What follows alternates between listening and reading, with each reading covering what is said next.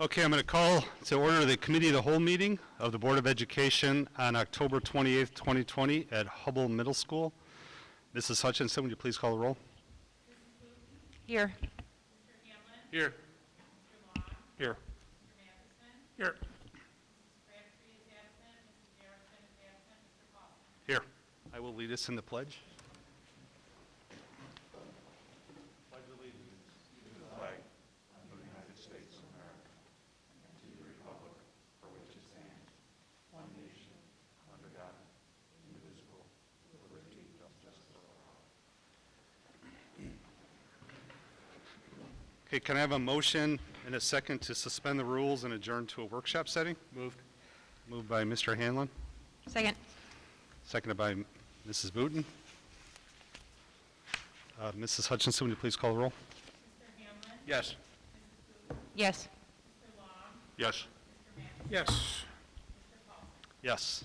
Okay.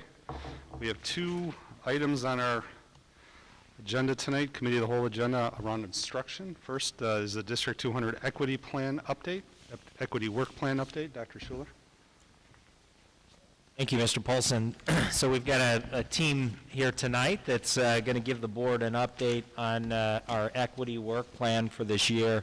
I think as the board is aware, you prioritize this as a key work plan or goal for the district this year, formed a new board committee that is shepherding or overseeing this work. And so we met with the board's equity subcommittee probably about a month ago now, and agreed that we wanted to bring an update on this topic forward, certainly at this Committee of the Whole meeting, so that the board was aware of some of the work that's taking place and had an opportunity to continue to ask questions in that area. So I think Dr. Szilagyi is going to maybe kick us off, and again, I think Mrs. Murphy and Dr. Kyle, and we've got some members of our staff from Wheaton North, Wheaton Warrenville South, our new emotional wellness coordinators and teams that are going to be here to help us out tonight with the presentation. So Dr. Szilagyi, go ahead. Thank you, Dr. Schuler. Good evening, members of the Board of Education.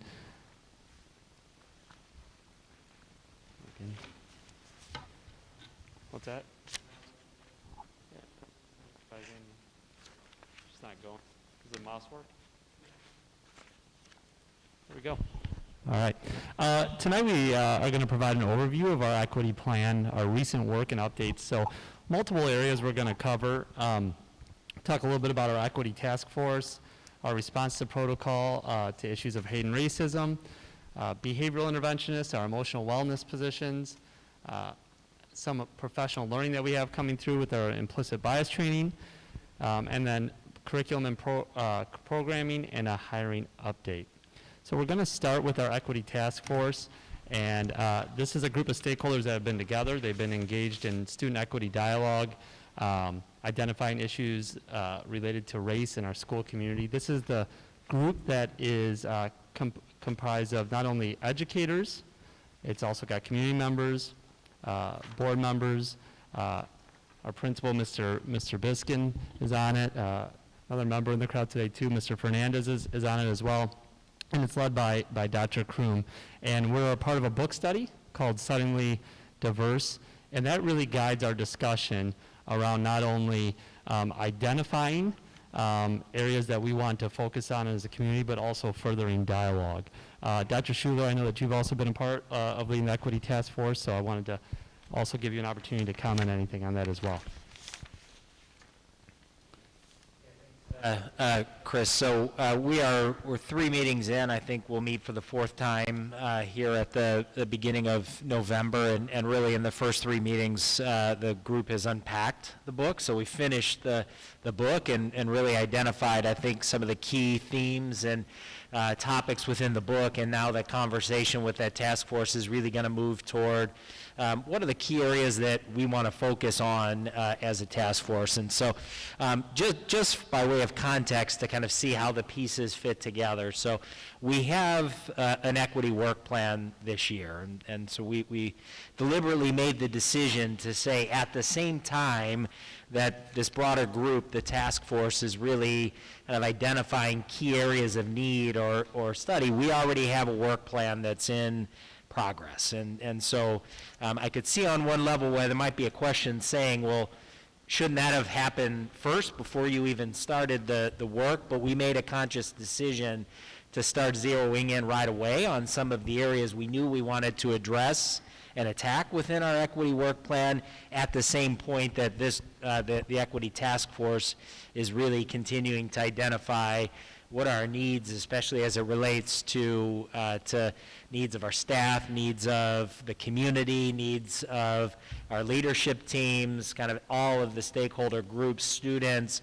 What do we need to know and understand around the topic of equity? So, and again, last piece that I'll mention in that, I think we made conscious decision that we wanted to get some help or guidance in facilitating that. Dr. Kroom has spent a lot of time researching in the area of equity and does bring an expertise. He's actually down at Indiana University now. He started an assignment down there this year on the faculty at Indiana, but is really helping us in terms of really kind of framing out the topic of equity and understanding it. So, Dave, your board representative on there, just any kind of final thoughts you want to add to the discussion? No, just, and I think I maybe even mentioned this last time, I'm very encouraged by where we're at coming out of the book, because it's such a big topic, and, but it became very clear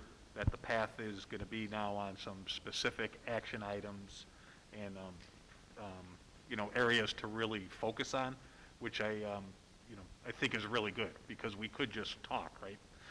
And that's kind of what that's kind of what happened the first couple of meetings, but Dr. Kroom's done a really good job of kind of corralling us on a path, and I'm excited about that part of it.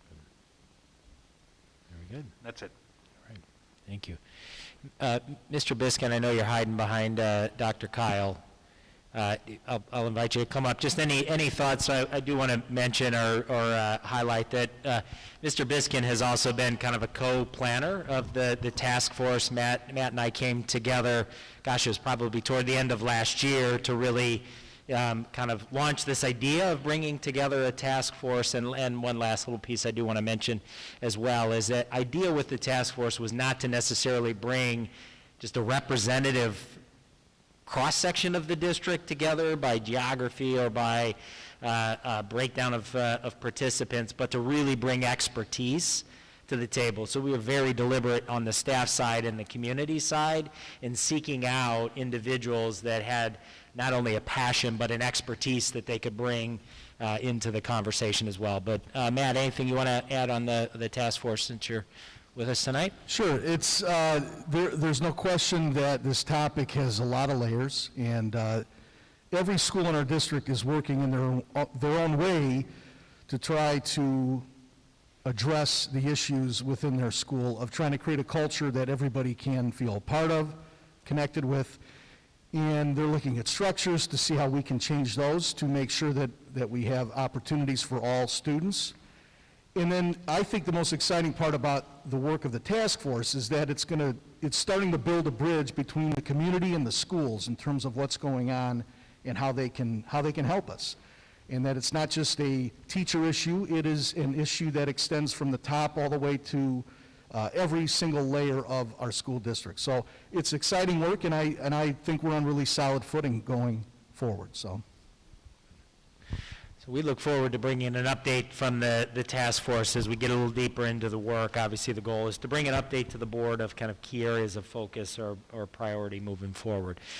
Good transition in that is we do have a couple of recent graduates of District 200 that are actually on the equity task force at a couple of different universities, but are back this way. And as part of the conversation, they shared very directly and very honestly with members of the task force some of the experiences they've had both in our communities and in our schools. And so Dr. Kyle is going to give you the next update in our equity plan, which is some work that started this summer and continued into the beginning of the school year, focused on building a response protocol to issues of hate or racism. So Dr. Kyle?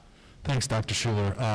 We had the opportunity this summer, about 30 faculty, staff, administration, and students got together to create a District 200 response protocol to acts of hate and racism.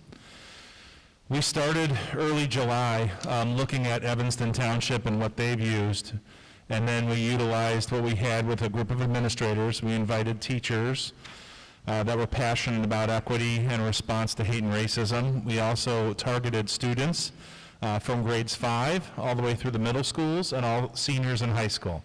So we had an opportunity, and in your board packet you actually have the response protocol to acts of hate and racism in your binders. So you have that. The first thing I'd like to share is the discussion we had with staff, administration, and students was rich.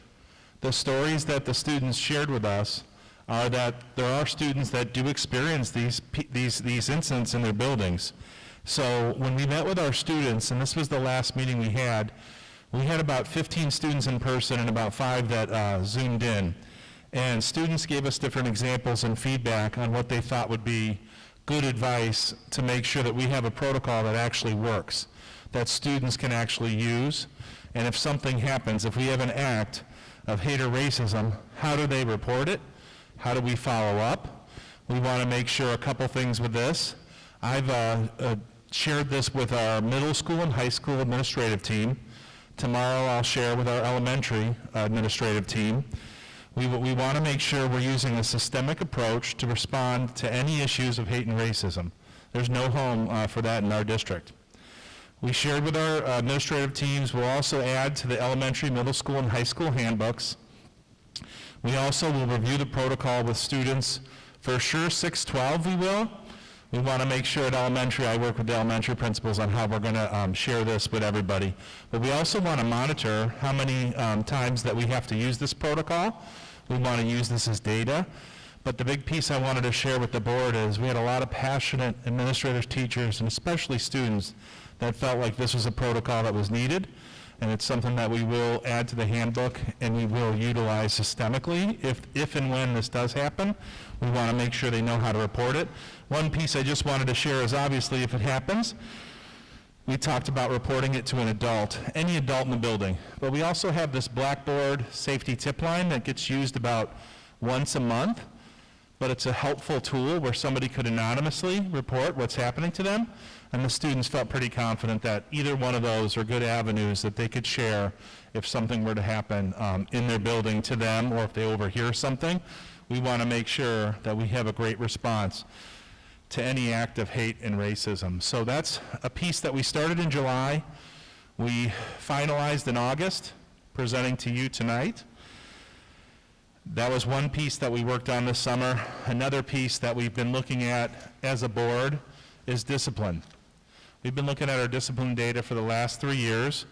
One of the things at the end of winter last year, we noticed we needed some behavior interventionists, grades 6 through 12. I'm going to switch the slide, sorry about that.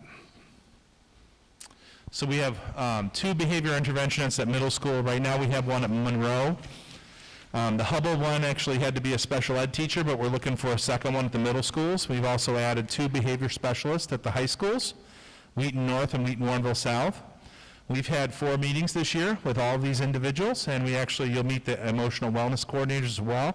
We've been reviewing 2019-2020 middle school, high school discipline data, looking at it, looking at the referrals, what happened, how many referrals are we writing.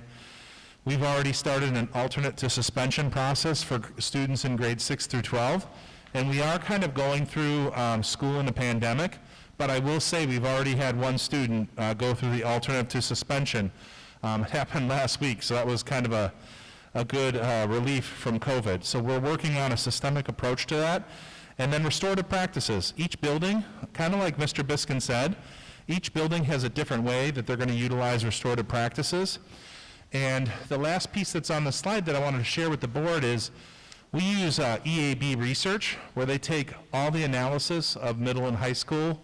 They took all of the discipline, what schools have done to look at discipline and to reduce discipline. In one of our schools that's in the state of Illinois, U46, that's Elgin, they did CPI training, de-escalation part of it, and their referrals went down 70%. So one of the things about working in a pandemic is we would love to get that training this year. We're going to target second semester. Depending on how the year goes, it's on the books, and we hope to do that. But the goal there, when you talk about behavior interventionists, they're working with proactive groups of students, reactive in some cases, but a lot of the things that happen discipline-wise happen in the classroom. And if we give training to our teachers, and we can reduce referral writing by 60 or 70% like U46 had, it's something that we're going to look at, and if we can't get the training in this year, we will start of next year. But those are a couple pieces that we've been working on to make sure we lower the amount of discipline. And we look at our discipline through how many referrals are we writing for all the different diverse groups of students that we have in all of our schools. The last piece, I get to oversee human resources. And we've talked a couple times at the board, a long-term goal is to have that career pathways where we target our students in our buildings right now and get them to become teachers. That takes a little bit of time. So what we've been trying to do is we make sure we are trying to hire more diverse candidates, whether it be support staff, teachers, or administrators. Last year, we were at 10.6% of our new hires were from diverse backgrounds, and this year was 16.3%. We also added an administrative role, the equity director. You met Lee Maurice, I think, at the last board meeting. She's our equity director, and she also is the EL and bilingual Spanish. She oversees both of those departments as well. So those are some of the aspects that we've worked hard this summer and will continue to work. Discipline, it's been 3 years. Last year, we tracked our discipline, and we met all of our goals. We're going to continue to look at targets of what we want to do better and really try and make changes within the discipline. We want to make sure there's no home for any acts of hate or racism, and we also want to continue to keep hiring diverse candidates when we can. We always want to make sure we hire the best candidates, but we also want to make sure we increase our diversity. So those are a couple slides from me. I know I could field any questions from the board, or I could pass it on to Dr. Sloggy with the emotional wellness. Hey, Charlie, I can wait till the end, or we can do it now. However you want to do it. Good? Yeah, okay. One of the pieces of feedback we heard last year, even maybe 2 years ago now, was I don't report something because nothing ever happens, right? And so I'm curious if you talked about that, you know, that accountability loop. So a student believes their response was acted on. That's the first part. And then the second, would it strengthen the accountability loop to have, and I don't know the implications of what I'm saying, so this is since this is a working session and conversation, the possibility of having those reviewed quarterly in a closed session by the board or something along those lines. Just to kind of close that accountability loop and give it, you know, attention at the highest level, because we're taking it so seriously and it's so important to us. I know those are two pieces of feedback. I know we're going to continue to look at all of our referrals, all of our suspensions, all of our discipline quarterly at least at each building to make sure if you wait till the end of the year, it's like an autopsy. It's over, right? We want to look quarterly, and we want to look, are we doing things to lower the amount of referrals of students who are Black, Hispanic, Asian, white? We're looking at all that data. We're going to look at it quarterly, and that's how we started this year. We've done it for a couple of years. We've seen changes on areas that we focused on. We feel with this response protocol, we feel like we have to track it as well and see how many we have, because we need data on this. And when we talk to the students that we brought together as a group, they did say they want to be able to tell a trusted adult in the building and or report it anonymously. So that's how the Blackboard piece got added to it. so that they have an opportunity to lay that out. And how that works is it would come to me, and then I would hand it to the deans at the high school and/or principals at middle school or elementary school to follow up. And then we are going to track this data. So I still, that's great. I'm still, my point kind of goes one step beyond and say, do we need an accountability loop even at the board level to bring visibility and attention to it? And I'm not saying we have to, it's a suggestion that I think is open for debate and discussion. Just a point. Yeah, I mean, certainly if that is something we can absolutely look at with the board, if the board wants to do that, I think at any point in time, you know, I will come back to your discipline data. You have the ability to review suspension. Obviously, you automatically would review any expulsion data because you're involved in that process, but you have the ability to review that data at any point in time. So I guess I would say maybe that's a question we ought to bring back to the board committee, the subcommittee, and That's fine. and maybe evaluate Yeah, that and look at a process around that. I have a question, and the issues are hate and racism. Are those independent of each other? I'm confused by the hate side. Well, hate and racism, there's hate speech, there's racist speech. We talked about there is a difference between the two, and that there can be something that could be hate and not racist. We had a long discussion as a group about this, and we did say that we put them, obviously, hate and racism to cover everything, but there were examples when we talked as a group that there could be one example that may not be both, so we added them both words just to make sure we cover everything. So in this case, we feel like that would catch what we're trying to get rid of in our buildings. Okay. Dave or Susan, I have a question on the alternative to suspension. Like, how does that work? What's the filter? You know, like I got to imagine there's some things that are maybe not negotiable, but what's the filter to make something kind of go down this path? Yeah, there are things that students probably do that will not keep them in school. We still continue to make sure safety is number one. But if there's a student that has a violation that we think the behavior interventionist at either the high school or the middle school can work with that student and talk about what they did, review what they did, what they should do next time, and also bring in supports from social workers and even emotional wellness coordinators, talking to the students to make sure we extinguish that behavior. So instead of just saying suspension and knowing that most of our kids will go home and they won't even think about what they did, the alternative to suspension is to have them in one of our buildings working with adults, reflecting on what they do, and also if they have an opportunity to still do some homework and still do some learning as well. So a lot of the best research on alternates to suspension is you make sure students review, reflect on what they did, and also say what they would do next time, and we're going to track that data as well to see if it's working. What's the recidivism? How many times does a kid come back to the alternate to suspension program? Okay, so it's really a focus on changing the discipline from suspension to restorative practices. That's the next point. Absolutely. Okay. And David, just one thing I'll add to that. So I think recognize with the structure of that bottom line at the core, right? So I think your idea of discipline, of a suspension is remove a student from the learning environment if there's a concern with the student remaining in that learning environment. So even in an alternate to suspension program, students aren't necessarily in their normal daily schedule, but the difference is they're not simply out of school without any type of restorative work or educational work that focuses on their need to process and understand how am I going to change that course of action next time, right? So I think, goal always with discipline is to avoid that recidivism, right? Kids make mistakes. We know kids make mistakes, adults make mistakes, but we want to be able to help students learn from the path they chose and choose a different path next time they're faced with a challenge. Good. And this is probably not 100% brand new. Like there was, looking at something besides suspension.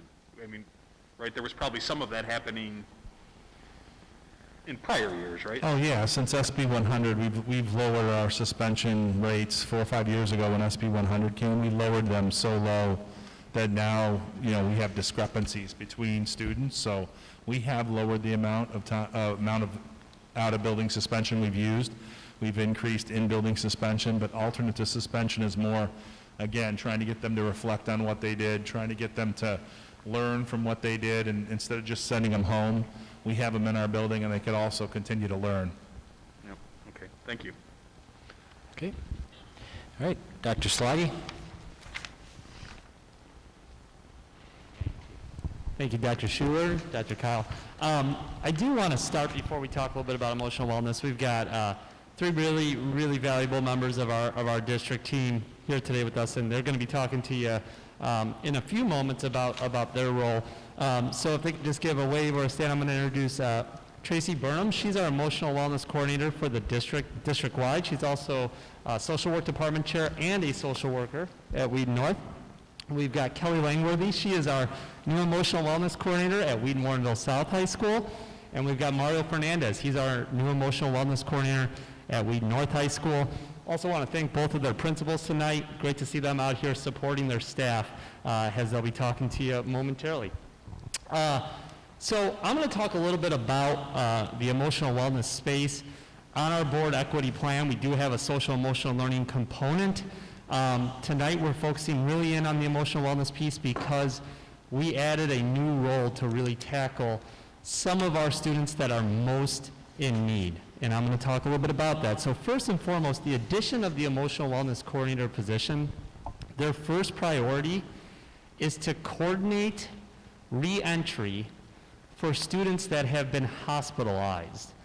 And many times those hospitalizations are happening for a social and emotional or mental health reason. And prior to this role, coordinating that re-entry was a significant challenge, and it still is, because you are working with the family.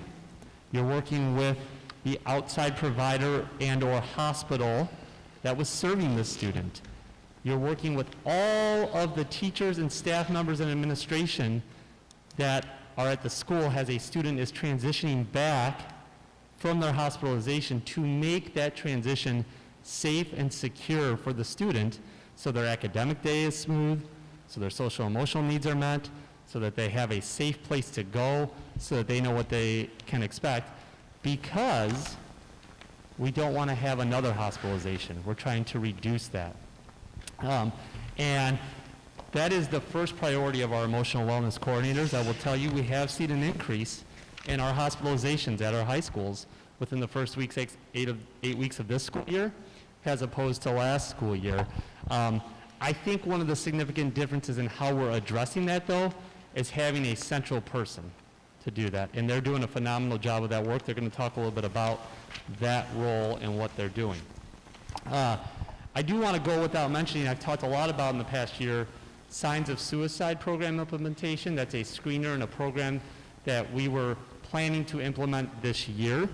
Obviously, as we've just recently transitioned into in-person at the secondary level, the implementation timeline of that has been backed up, but our emotional wellness coordinators will lead and head that work as well at the high school level. But while the emotional wellness coordinator's role has been the priority of coordinating re-entry for hospitalizations, ultimately, that's had an impact on empowering the rest of our emotional health experts in the building. So our counselors, our psychologists, our social workers, all of those folks that work with students are now freed up because they're not working on students that may be hospitalized or transitioning back from a hospitalization. We have the one central role. So ultimately, there's an empowerment to those folks to spread the emotional well-being and health and the goodness around in their role, and allowing them to focus on their role more solely instead of being in triage mode.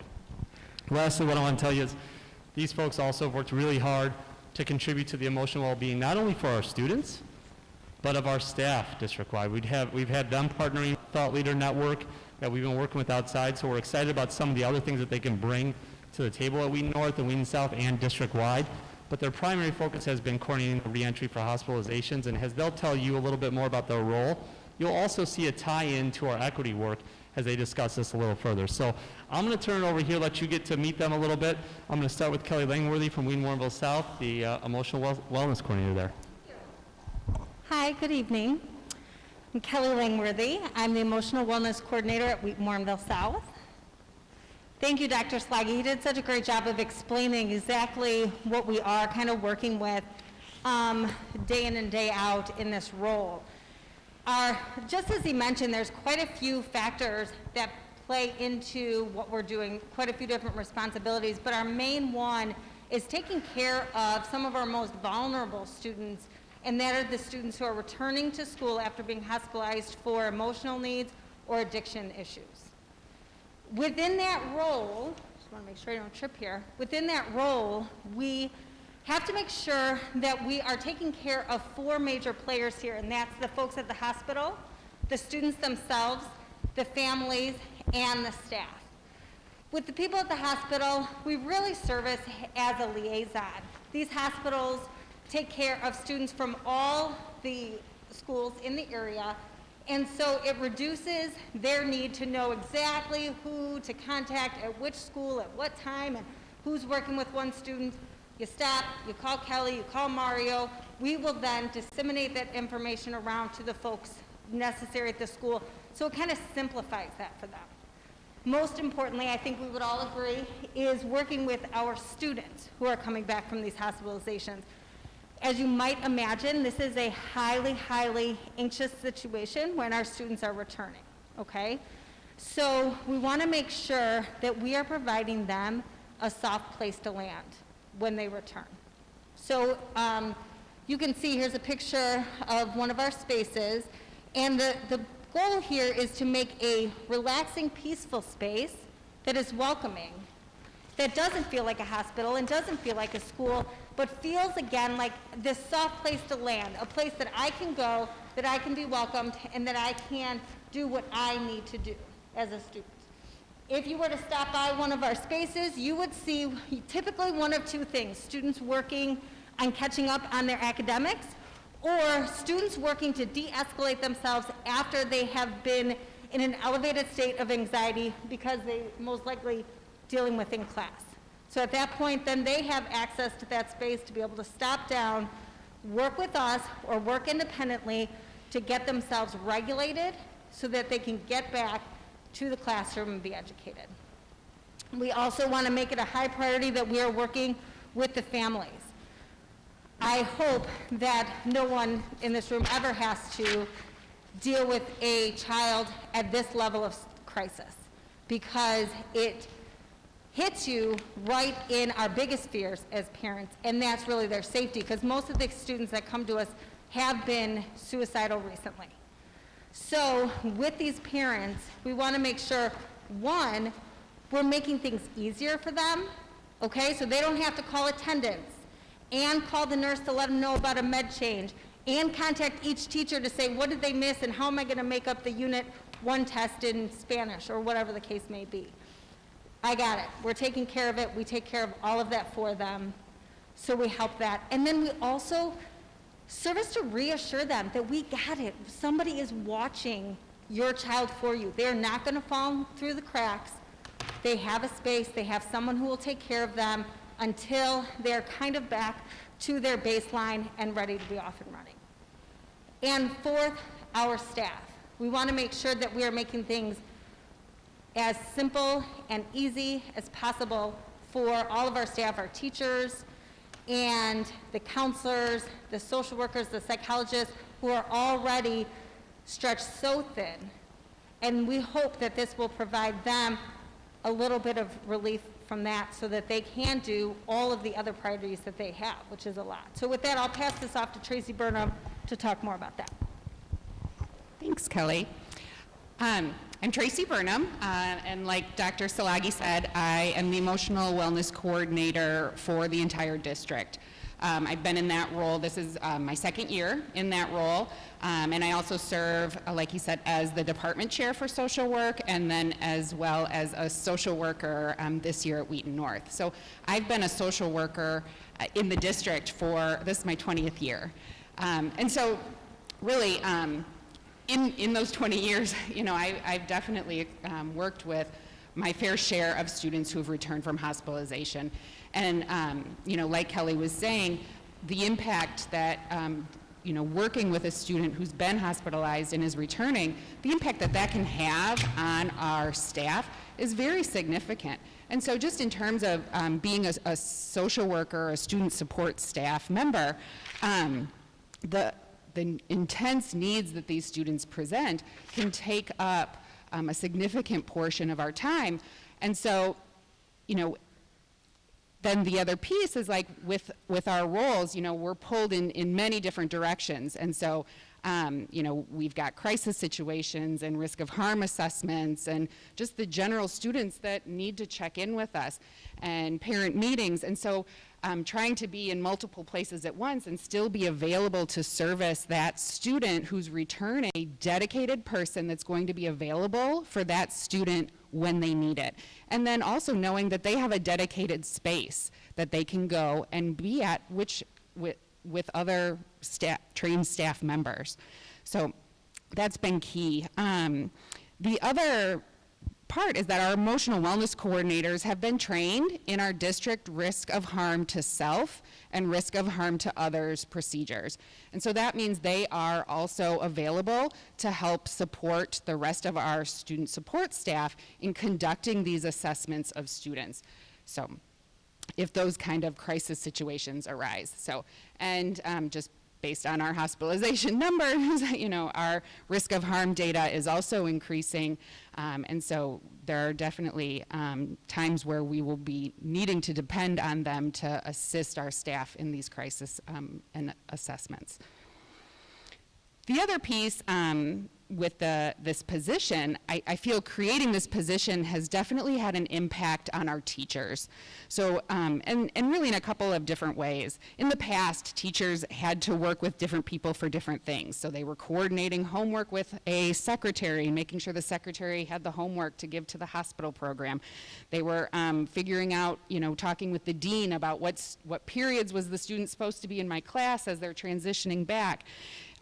You know, talking with the counselor about the assignments that they were making up. And so teachers had multiple different people that they were supposed to be trying to touch base with. And now teachers just have one point of contact. And that really streamlines that process for them considerably. So they spend less time sending emails or trying to find different people and more time working with our students. So the other impact I think that this position is having on our teachers is that there has been an increased focus on staff wellness. And so at both buildings, the emotional wellness coordinator has been working in conjunction with our administration to really focus on supporting our staff. And so we all know this has always been a priority for our principals. But now more than ever, we know our teachers need support too. And so, and we know too that teachers who feel emotionally supported in their work are definitely in a better position to emotionally support their students going forward. So, Mario? If I can add a little bit about staff wellness, you know, in October, Kelly and I have been doing this Mindful Minute where we're kind of sending out a little task for our staff to do something that they're just mindful about their emotional well-being, and today's was to go take a walk. I don't know if anyone did that today, but to take a little walk on some of their free time. I know I did that outside today, and that was very restorative, even if it was just 10 minutes of my day. And we've just been very intentional about making sure that our staff has just different techniques and different manners and ways to take care of their own emotional wellness. You know, I'm going to attempt here to also make a connection between equity plan and the role of the emotional wellness coordinator. And you know, as I introduce myself, you know, I do want to thank everybody, Board of Education, you know, colleagues and friends that are here. Again, I'm Mario Fernandez, and I serve as the emotional wellness coordinator at Wheaton North. Forgive me, I did write a script down because I tend to just talk a long time, and for time constraints here, I want to make sure that I hit everything here that's important. I also serve on the District 200 Equity Task Force and the committee that worked on the response protocol of issues of hate and racism. I don't know if Kelly mentioned this, but both of us do have a background in school counseling, and I think that's been very important in our roles, because we're not, we're people that are qualified and working with students in this capacity. And throughout my background in school counseling and my personal life and professional career, I have been able to examine trends in data and how mental health, and in particular student hospitalizations, affect all students, but in particular students of color, minority students, BIPOC students, Black, Indigenous, and persons of color. And I do want to look at some data. We didn't put it on the slide because we didn't want to overwhelm the board with data, but I do want to talk about a couple data points that we felt were important. We looked at data of hospitalizations from the first 8 weeks of the school year, taking into consideration that our school year started a little bit later than in the past. At Wheaton North, I'll talk about Wheaton North first. We were at 9 hospitalizations last year at this point. This school year, we're at 15. That is a 67% increase. When we started looking at the data of who are those students that have been hospitalized this year, I did a quick analysis, and 33% of those students fall into being minority or BIPOC students. That's an overrepresentation of our school. We generally fall around 29% of our students would fall into the category of being a minority student, and we're being overrepresented in our hospitalizations. Last year, we had a total of 50 hospitalizations at Wheaton North. I think I would be doing a disservice if I started to look at just students' names and try to make decisions of what their ethnicities and races are and everything. So I didn't go ahead and look at that in the individual students for last year. But when you look at 50 students being hospitalized last year and kind of where we're at 15 already this year, it's really essential that the emotional wellness coordinators can coordinate services for students that are in need. For all students, not just students of color, but in particular students of color, especially as they're being overrepresented in our data. As we shift over to the data from Wheaton Warrenville South, we had right now, what was it, 14? I apologize, 14. And last year at this point there were 7. So if you look at that data, it's a 100% increase from last year to this year. There were 7 last year, 14 this year, with a total of 45 hospitalizations in the school year of 2019-2020. Of those 45, 39% of those were students of color, BIPOC students, and that's also overrepresented at Wheaton Warrenville South, because when we did the math, it comes out to about 30% that students are of color in the district. So when we look at that, we start to think, well, every student that's hospitalized really just needs a support system, and the emotional wellness coordinator can be that support system. And like I said, this is just a snapshot of some of the data, and it's not exhaustive, but if you would like more data, we can provide it upon your request. But when we examine our data, we can see that our BIPOC students are overrepresented in our hospitalization numbers. And on a similar note, we have concluded in a general sense that students during their hospitalizations, during their reentry, during their transition, and their post-hospitalization period often have the best success rates when they have many layers of support wrapped around them. We are that layer. We are that layer of support that's necessary for students of color to have success after a hospitalization. Consequently, when students do not have these layers of support, we don't see a good success rate of reintegration into school. Our role is an integral part of providing equitable support for our students that need it the most. We want to provide as much support as we can for all students that are reintegrating into school, but most specifically for our most vulnerable students, for our students that need us the most. And often we're seeing that it is our students of color as they re-enter school after a hospitalization. Does anybody have any questions for the emotional wellness coordinators about our job and our role? So I have one. Do you have a question? Yeah, Tim? go Go ahead. Okay. Yeah, I'm just, again, I was having a little trouble hearing, but first off, your group is part of the what do you want to call it, the equity training as well. Your group is part of that program? I'm sorry, can you repeat that? Sure. Our group is part of what? Yeah, again, you being the coordinators, the health coordinators are part of the equity task force as well. So I thought I saw that on there. Well, I know, I serve on the Equity Task Force. Tracy and Kelly do not. But we're talking about the Equity Task Force that did the Suddenly Diverse book with Dr. Kroom, correct? Well, I'm trying to understand the relationship between what we've heard, two different issues here, it seems like. They are coordinated. Is that a fair statement, or? Dr. Slaggy, you want Maybe to I'm not asking a answer that question? Yeah, I think that the connection, probably the connection to equity and emotional wellness for this role is probably the last point that Mario made really was on really seeing that even in the hospitalization pieces, we see our students of color being overrepresented comparative to the populations at the high schools themselves, right? So I think that that's just one connection in the equity piece, but maybe one of the most significant ones is where I see that piece. But you see crossovers in emotional wellness and equity really across the board, right? We talked about this presentation could sit in the social emotional arena, but it can really sit in the equity arena. All these folks, as Mario's involved in the Equity Task Force, many of our emotional health and mental health specialists across the district will be part of a training on implicit bias that I'm going to talk about next year too. So really there's intersection, I think, at all levels, if that gets the... I think that's what I was going to get at, because I think they are coordinated. And what I heard, the statistics I heard, kind of implied that there were, those kind of backgrounds were, being affected by this process. So I think they're important to be coordinated in that respect. But the other item that I have, of course, is we're in a time frame right now with the COVID, all the things that are going on. How much is that contributing to the hospitalizations?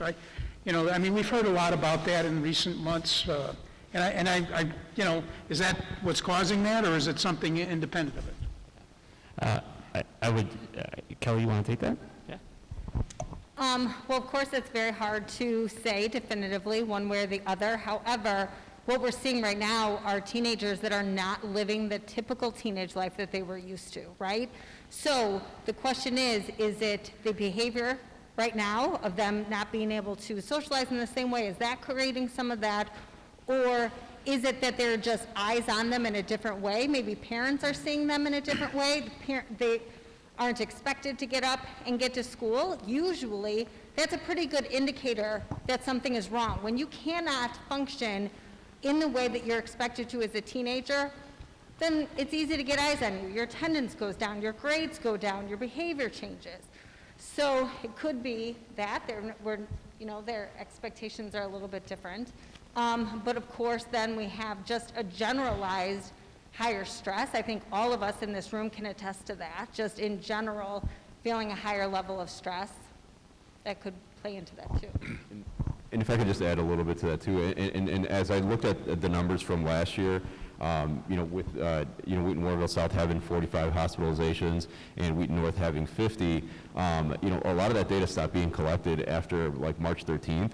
And, I think that those numbers are also skewed because after, school shut down, we didn't see our kids as much. There wasn't as much reporting as there were. And, that also, I start to think about like what the effects of COVID is having on our students today. Are those numbers also misleading in the sense that could there be a higher rate of students that are being hospitalized that we're just not aware of right now? And what is that going to be like in the future? And when I mean the future is not just the rest of this school year, but in the next 2, 3, 4 years when we see the effects of what the pandemic has had on our community and our students. And when to kind of address your initial question about equity, I look at our students at Wheaton North that are struggling to reintegrate after a hospitalization. A lot of our students of color, a lot of our students that are minority students are really struggling with that reintegration because their parents have been essential workers. Their parents are not making ends meet right now. They don't have the resources or the knowledge of how to help their own students, and that's where a big role that we play as emotional wellness coordinators is to make sure that the parents have the support that they need to make sure that their students have success after a hospitalization. Our kids that are having success after a hospitalization often are students that have parents that understand the system, that understand what school is like, that understand that they should be contacting us, that they should be letting us know what's happening. But a lot of times our students of color and our parents of color, they just don't really understand that process, and we play an integral role of that in teaching the parents of like, this is the protocol, this is what we should do next, this is how we want to help you and help your student to reintegrate back into school. I guess, and then the follow-up question there is, we saw these statistics change here with students. What's happening with the staff? I heard staff counts and, is an issue here too. And are we seeing similar growth in the numbers, I guess? I want to make even probably a connection to that question. I think, and both Mario and Kelly hit on it, is, and you've heard me talk over the past 2 years about the emphasis on human connection, right? And obviously, that in-person connection is invaluable, right? Not only for our students, right? Connecting one-on-one in person, but for our staff, right? So we know the more that we can connect one-on-one together, we think that can have a valuable input on as well. So when you think about that connection, many of the things are different, not only for our students, but for our staff right now, right? So I don't know if that gets to the root of the piece, right? But certainly being with our students is a bright spot for many as well. So hopefully we're not seeing trend lines changing because of something other than COVID, I guess is my concern. We had 2 years, the year back was relatively constant, but COVID's creating these growths or what, so we'll see as time goes on, I guess. Okay, thanks. So I had one question. First off, I think you're the unsung heroes of the school district right now. A lot of heroes, but kudos to the work you do. And, as a board, we've received a lot of communication the last couple months about students struggling with the e-learning and probably not hospitalized. So what is the role of your department to, identify those students as they re-enter into the program, even if they're in the virtual learning? How do you identify those? How do you work with those students and the parents?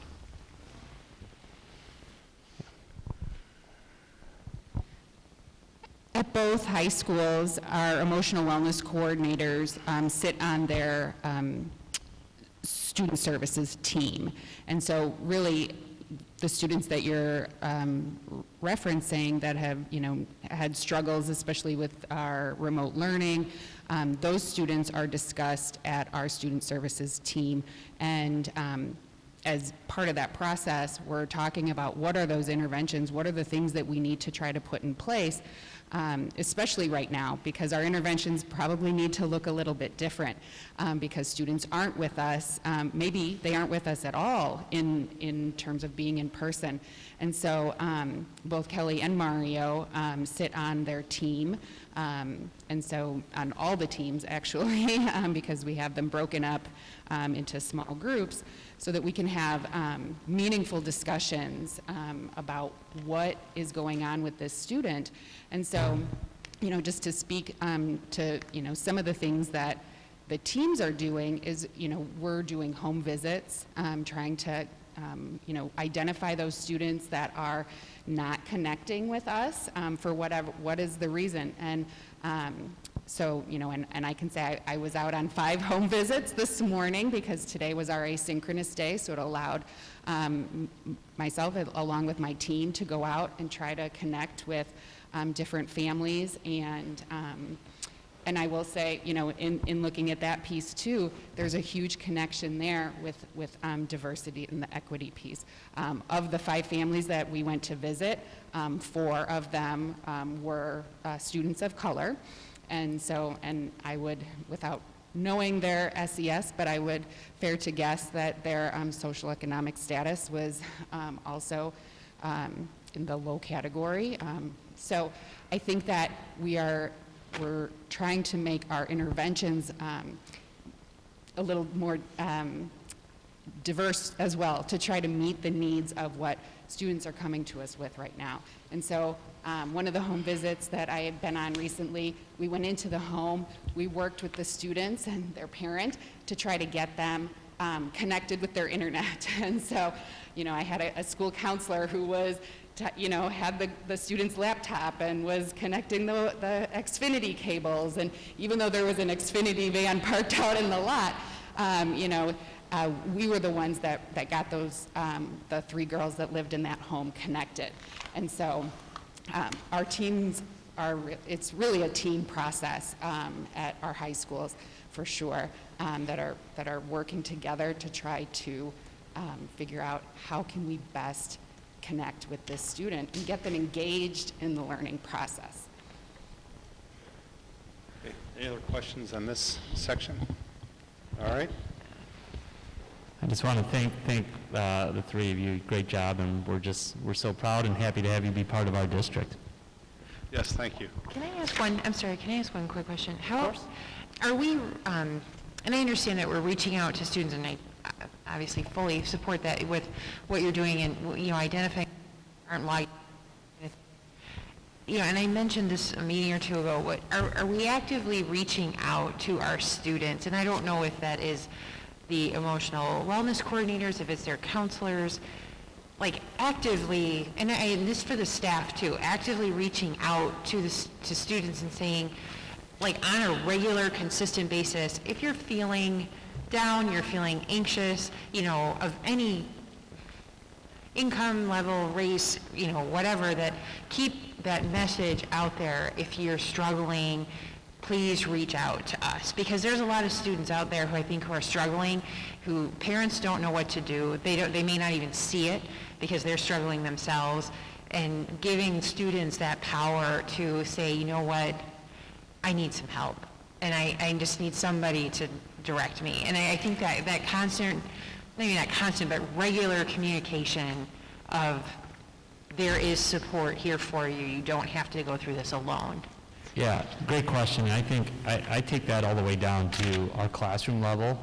I mean, that's the first level where we really depend on our classroom teachers to be in tune with their teachers, with their kids, and be connected to their students to see those warning signs. But then also, we have that consistent messaging around, we're here, we're available, and I think the role of the emotional wellness coordinator may not be to meet with the students that are originally coming to them from a teacher or to the support team, but they are freeing up the psychologists, the social workers, the counselors to do that work, where in the past many of the psychologists, social workers, or counselors were doing some of the hospitalization and the triage piece.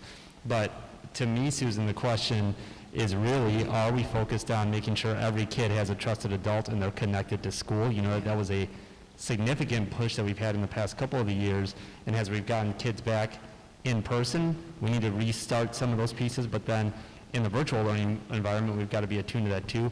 We do track that connected piece and who's connected, who's checking in, who's not.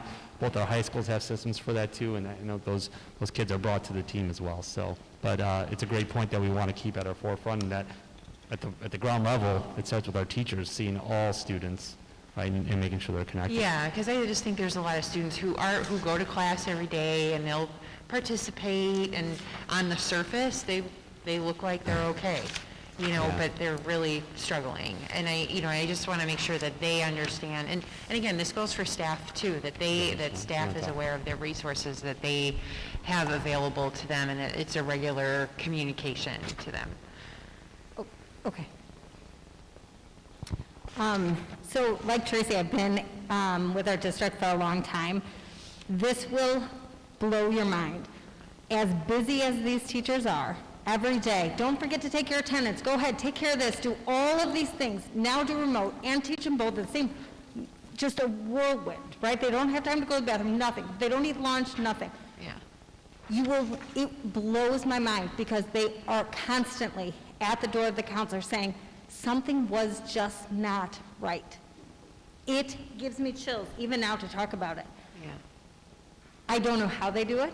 I worked with a student and whose teacher sat with her on a Zoom call on Sunday for hours to get her caught up. One of my teachers came to see me and said, she didn't give me the fist bump Friday. I said, are you starting a conversation? I don't know what you're talking about.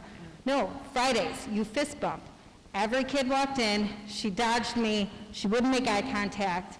So he went back to find her in another class 2 periods later. It blows my mind. If you could walk around and see it and feel it, and when Dr. Slaggy is talking about also making sure that we're watching out for the health and wellness of our staff, you can't really pinpoint exactly what it is. We don't have documentation exactly on what's going on. It just feels a little different, right? Everybody's just stressed. And one thing that I think is just amazing, you would ask a question about where does this role fit in with these other pieces. If we raise up and look down, what we're seeing is a district who has chosen to shift towards and put energy and resources towards the most vulnerable that we have. And because I am so blessed to get to work as the emotional wellness coordinator, I am the one talking to the hospitals, and they always say, I don't get this kind of service with other districts. Mario, same. This is not a south side, north side thing. They say that consistently, and they've said that for years. That is not new to us stepping into this role. It blows my mind. It gives me goosebumps, so. Thank you. I'll be brief, but I wanted to address your question earlier about staff supports, and Kelly was mentioning this about how it feels different in the building and kind of our role in that. And you had mentioned the question about what is our role in terms of making sure that all our students are being addressed when they have a social emotional need. And I've come from a variety of different districts in DuPage, and I will assure us that the teachers at Wheaton North, they really care. They care about their kids. They love their kids. Principal Biskin made a big point of this at our staff meeting today to make sure that kids are okay. Make sure that you're addressing the kids' needs and doing what you can to make sure that they're doing well. And one of the things that I've noticed in our role is that when an email comes in, a phone call comes in about a student who needs services and needs help, or a parent or a student reaching out, sometimes the counselors can't get to them right away because they're overwhelmed with so many other students. And that's one of the things that I know that I've been doing, is that whenever there's overflow, whenever a counselor can't see a student, or something comes in that's kind of you need to check on them really quickly, I have more of that disposable time than sometimes the counselors do. And sometimes not sometimes, but every time I'll follow back up with the counselor. Hey, I met with the student. This is what happened. And like Tracy said, we're a team here that is trying to support all our students.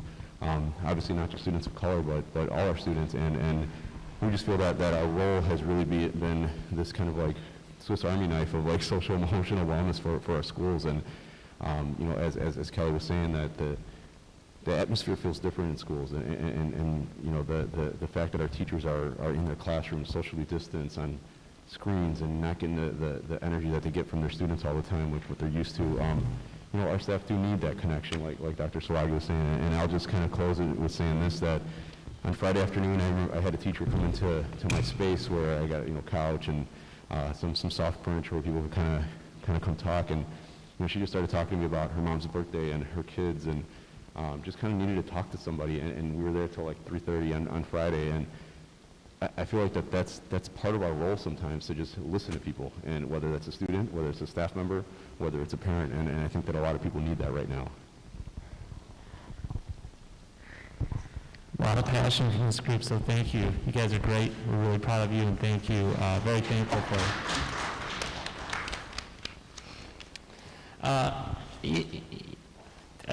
going to shift gears here a little bit and talk about professional learning. We, last year, throughout the course of the year, had been working with our entire administrative team on a series of dialogues focused on proactive practices, equity, identifying bias. And we were really leading our administrative team up to putting together leadership teams within their own buildings that could come to a training with Dr. Tyrone Howard out of the University of California, Los Angeles. He's a foremost expert across the country on issues of race, equity, and bias.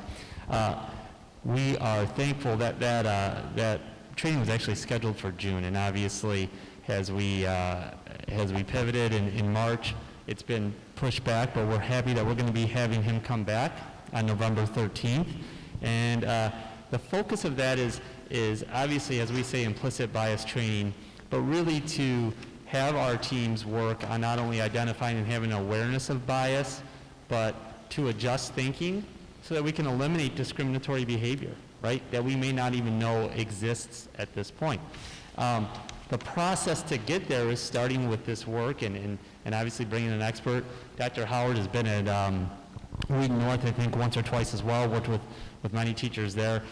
He's going to work with approximately 150 of our District 200 teachers and administrators. And then we've really asked our principals to identify people that not only have a high interest, but also may have some expertise in this area, because they will be then working at their buildings to lead dialogues and lead processes that can bring a greater awareness of bias, just thinking, and ultimately with the goal of eliminating discriminatory behavior. So before I pass it off to Mrs. Murphy, is there any questions regarding the training? Thank you. Hey, while Melissa's walking up to kind of transition us into the last part of the presentation, focused a little bit on the curriculum or the education services work. Jim, I think you actually asked a question earlier that I just want to kind of transition off of for a second. And this actually was a key piece of learning that came out of the task force in the book that we've studied. And that's that a lot of districts have approached the equity work through immediately going to where do we see the gaps in our learning data, right? Like equity is about test scores, and where do we see gaps in test scores? And I think one of the key pieces of learning that I was aware of, but I think reinforced out of that book, is that our biggest gaps when it comes to equity, there are inherent biases to standardized test scores that are going to lead to gaps in terms of outcome. And if you chase that as your primary target around equity, actually all you're doing is perpetuating a gap that exists. Your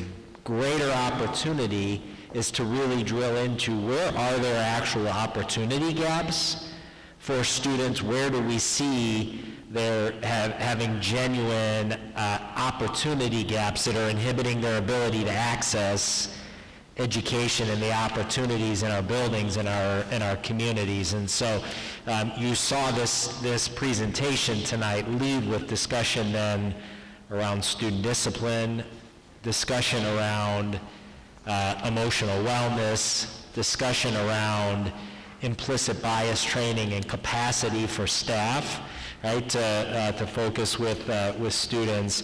You saw the opportunities early on around building a comfortable place for students in building through that response protocol. And so, again, there are clearly some areas we need to address within our education services department. But I just wanted to point that out, that was very intentional. We know that there are some learning gaps that exist as we study data, but see the greatest value in addressing some of those opportunity gaps immediately. So, Melissa, go ahead. Thank you, Dr. Schuler. So the next portions of the presentation are really highlighting the curriculum and programming work plan that we laid out on the equity, full equity work plan. And there are actually 4 different areas that my team is working on that I'm going to walk you through tonight. You will probably remember that we spent quite a bit of time last year talking about Spanish language arts.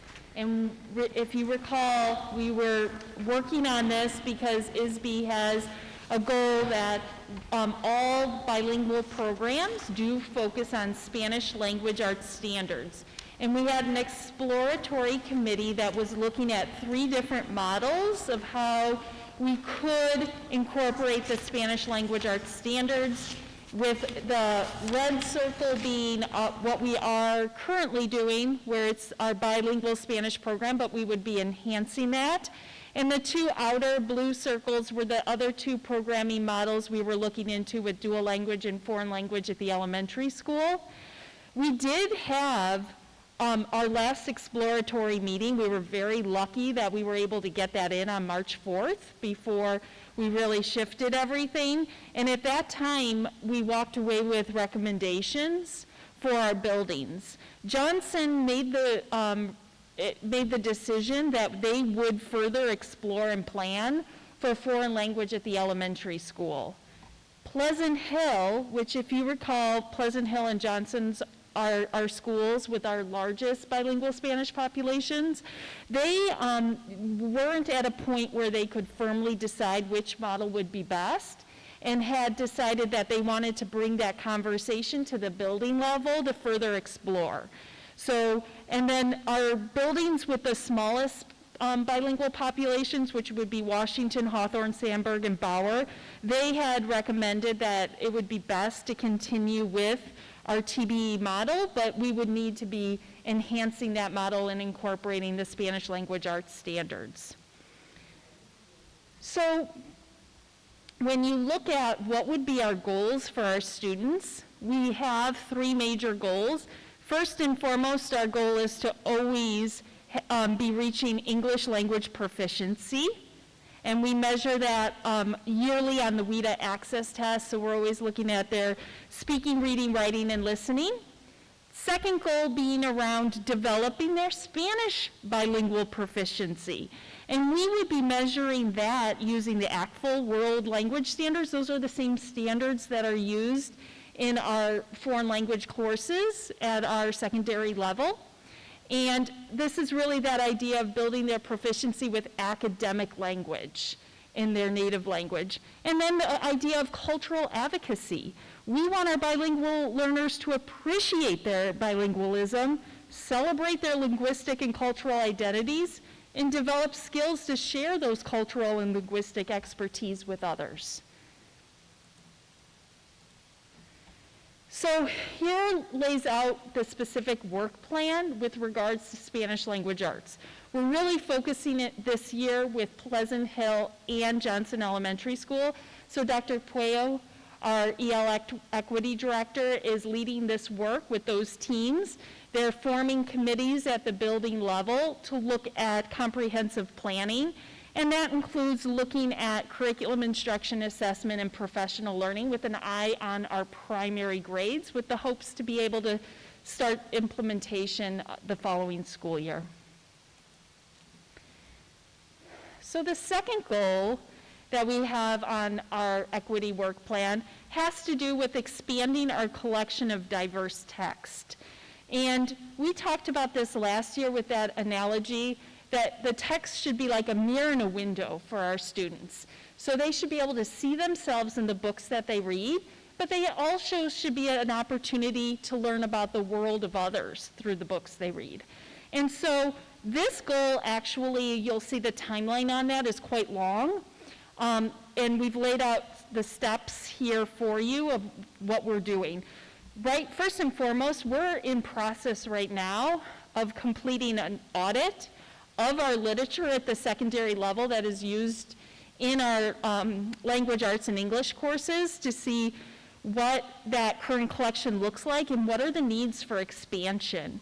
We will also begin researching new text based on those identified needs, create a timeline for adopting those texts, eventually bringing that to the board level for recommendations. There has to pair with that always professional learning around that implementation. And additionally, at the elementary level, we are once again utilizing our Title III grant to work with our LLC directors and our EL specialists around expanding their library collections of diverse texts. That's something we have historically done and is highly valued by our elementary team. We also know that equity plays an enormous role in the e-learning environment. And on our work plan, we have that statement. We are planning to support the diverse needs of our students in programming and addressing learning gaps. And when my team thinks about and is doing this work, there's multiple buckets we're needing to look at, because we have lots of learning models that we're looking to support and strengthen and build. We have a virtual academy and a whole group of students that are never entering our buildings this year. We have our secondary students who started a year in remote learning but now are in our hybrid model. And then we are always thinking about our elementary students that are in the in-person opportunity, but always prepared for that fluid and flexibility in the event that we may need to make a change in their programming as well. With the Virtual Academy, we did a significant amount of work with an equity lens to build that program. And so first and foremost, my department and team worked very hard to ensure that we had interventions, we had staffing, EL staffing in the virtual academy, we had the special education programming in the virtual academy. Dr. Puello and her team are looking at continuing the ongoing professional development that we've done in person around co-teaching and collaboration, but what does that look like in a virtual setting? How do you best meet the needs of our English learners while they're in a virtual setting? And then lastly, she has also planned for a workshop for our Spanish-speaking families on managing the stress of COVID-19. And she included the date here for us for that to take place in December.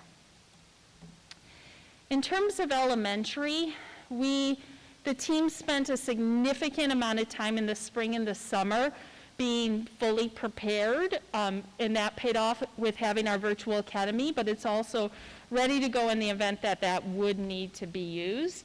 And that included all of the resources that the board supported in purchasing that are digital, where we've increased texts that are online for our students with the literacy footprint, Imagine Reading.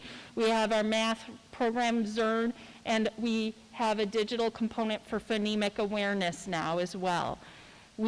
Our teams worked on putting guidance together around what's best practice for asynchronous learning and synchronous learning, whole group and small group instruction to our reading and math frameworks that existed for in-person. And we developed a family survey that we did already use for our virtual academy elementary students to learn more about what is the home environment like? Do you have access to a printer? What does your internet look like? Who's at home helping? And so that was administered by all of our teachers within the first few weeks of school so they could get a better sense of the needs of the home. This last bit, I'm going to turn over to Mr. Mack. Yeah, as far as the one-on-one technology and hotspots, internet access, which again, this even points to kind of the equity piece, really, that everyone has the same accesses. We have been able to provide all students kindergarten through transition, as well as all early childhood that are part of Virtual Academy with Chromebooks. We were also able to provide either a hotspot to a family or give them the access to Comcast Essentials, which we have that agreement with the ROE for this year for internet access. At this point, all families that have come to us and told us they need access, we were able to supply it for them. In a few cases where we were able to provide them with the Comcast Internet Essentials for as free and reduced if they did not qualify because either they at one point never paid a bill with Comcast and were not allowed to have Comcast equipment in their house, we still were able to give them a hotspot as a backup. So as of today, we're pretty sure every family that we've heard of has internet access and Chromebooks for every student in the district.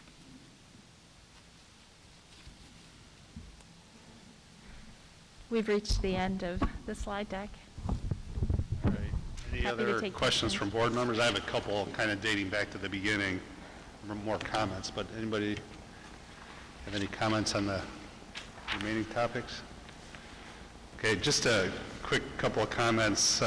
First off, I love the student voice, involving in the development of the response protocol. That's good to hear. We've talked a lot about student voice here, and Rob's mentioned it a lot in terms of some of the feedback we get from the students when we do the chance to chats. I think, as a board, our role is to think about policy primarily. And as we go through this process, I think it's going to be important for the equity committee to think about what impact we might have on policy and handbook issues. I think the handbook was brought up. That's something we need to keep an eye on, I believe, in terms of the work that the task force is doing. If there are components that are going to be impacting policy decisions or changes, as well as handbook issues. And then finally, the hiring practices were great. Do we have that as a metric on our dashboard? And I guess if we don't, should we consider that in the future as part of that? Yeah, no, we can certainly look at it. I don't believe the specific breakdown of new staff is not on our dashboard, but we can certainly track that. Might be worth something to think about when we review that dashboard again going into next year. And then the other thing that I was going to just remind us, I think at a future meeting, we want to kind of double back to the belief statements that we have as a district that we haven't reviewed as a board in a while, but it's probably time for us to reflect some of this work in a belief statement as well. So that'll probably have to be an open meeting discussion as an agenda item. So I'll just remind the board that, we have this work plan, the statement in red at the top. There's probably something within that statement that can find its way in some fashion into a belief statement. All right. Anything else on this topic? If not, thank you. I'm sure we'll be hearing from some of you again in the next topic, which is, where's my agenda? Student learning feature of the Vision 2022 data dashboard and priorities. Dr. Schuler? Yeah, actually, so it's going to be Melissa that's going to walk you through this, and I just want to remind the board that typically at this point in the year, at this committee of the whole meeting, we do an update on our student learning data.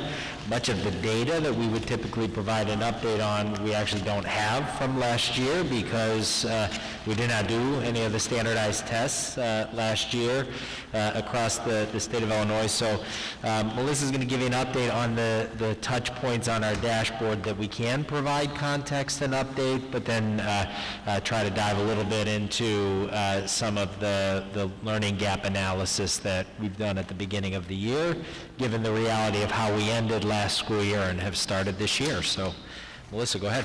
Yeah, thank you, Dr. Schuler, and to the board to allowing me the opportunity to provide you this update around the Vision 2022 data dashboard, but also the priorities of my department. So I framed this presentation with 3 guiding questions that are laid out here for you. First and foremost, we'll look at which components can be updated and what are the results. Second, we'll look at how are we diagnosing and addressing learning gaps as a result of COVID-19.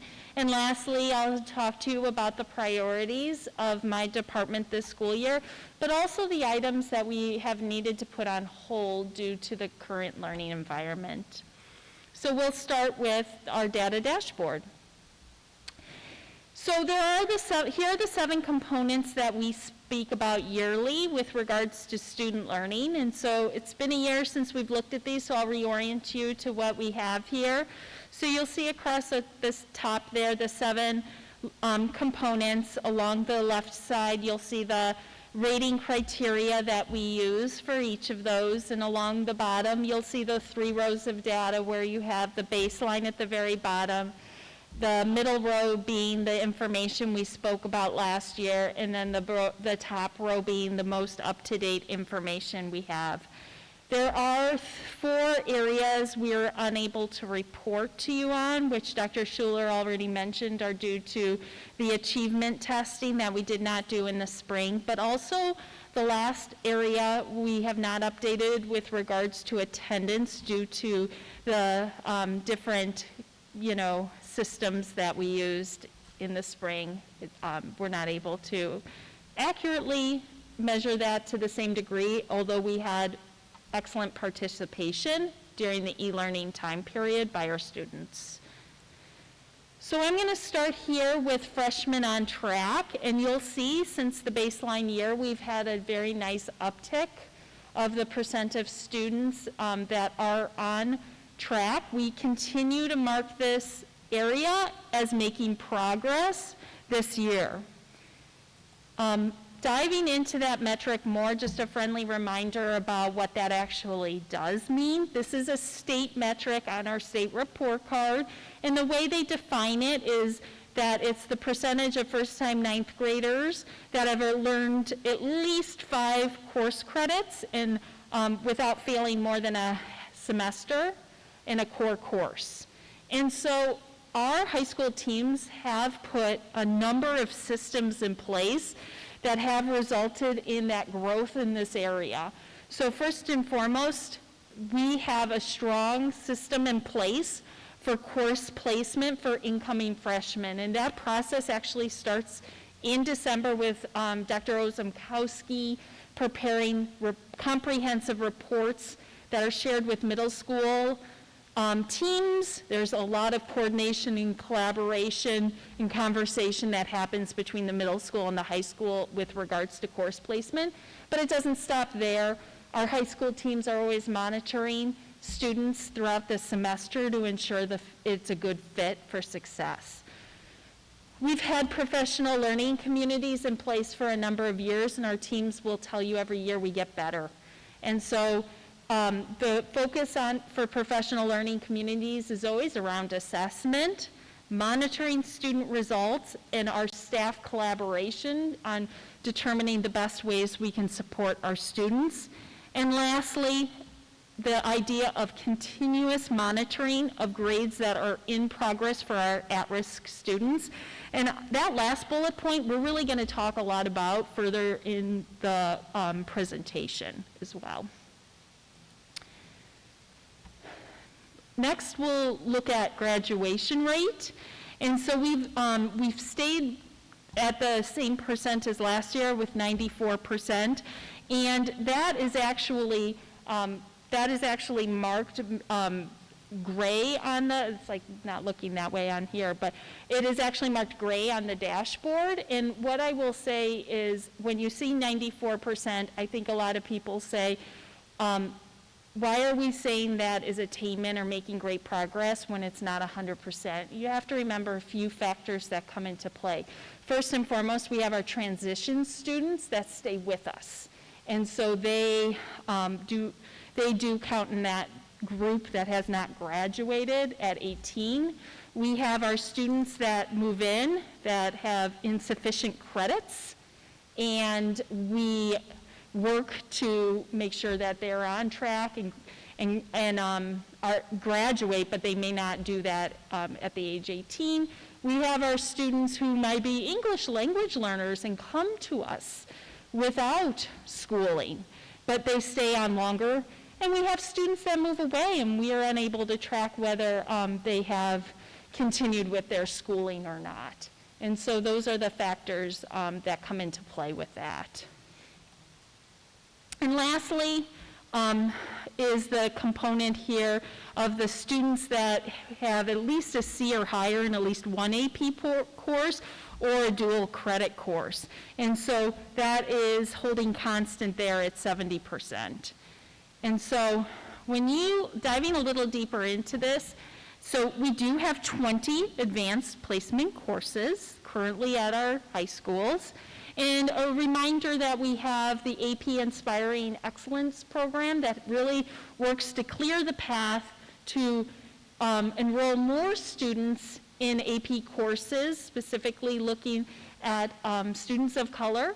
And it is a very targeted recruitment process, and we have our summer bridge programming as well to support students so they are successful.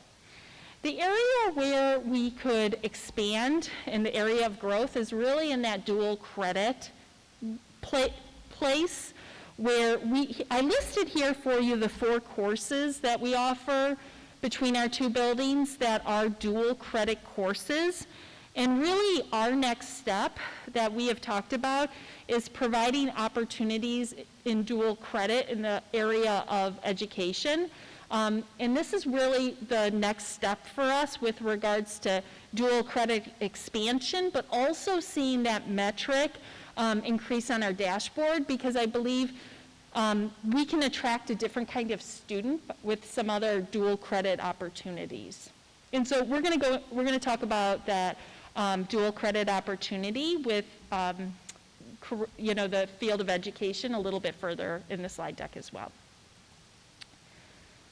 Okay, moving into how are we diagnosing and addressing learning gaps as a result of our current situation. So our pre-test window for our district assessments has now closed, and Dr. Ozumkowski has done a data analysis and provided us with an update of what the picture is in the area of reading. And so when you look at this, we can say The mean score was within 1% of the previous year. When you look at the median score, it was within 3% of the previous year. And when you look at the comparison between students per grade level, so how did third graders this year do compared to third graders last year, at each grade level we were plus or minus about 4%. So as a district as a whole, we did not significantly decrease in reading proficiency compared to our prior year, according to our pretest data. With math, we took a little bit of a different approach. Dr. Ozemkowski had a team of teachers that she worked closely with this summer to make some adjustments to capturing the right information that we needed in the area of math. And so at the elementary level, we not only administered a pretest as we always do, but we also created what we called our learning recovery assessment. And they went about creating that by capturing the items that were not mastered in January when we took the mid-year assessment. And so we had students take that assessment in the fall of the previous grade level standards so we could determine mastery. And she has prepared comprehensive reports around those results per school. And so when you look at those results, she has it broken down per school, and the principal is actually able to say, okay, at first grade, this group of standards need more attention by all first graders. Or these group of standards, there's a small group of students who need extra help, and this group of standards, there are a very small number of students that need help. So that was the ability for each principal to really get a good picture of what the learning recovery needs are and have conversations, very targeted, specific conversations with their teams. We did adjust our district assessments in math this year in both middle school and elementary per the feedback of our teaching teams. And so at the elementary level, we do have a new resource, Zern, that we're using, and that pacing's a bit different. And so it made sense to make adjustments. At the middle school level, our teacher teams asked to make adjustments to those assessments.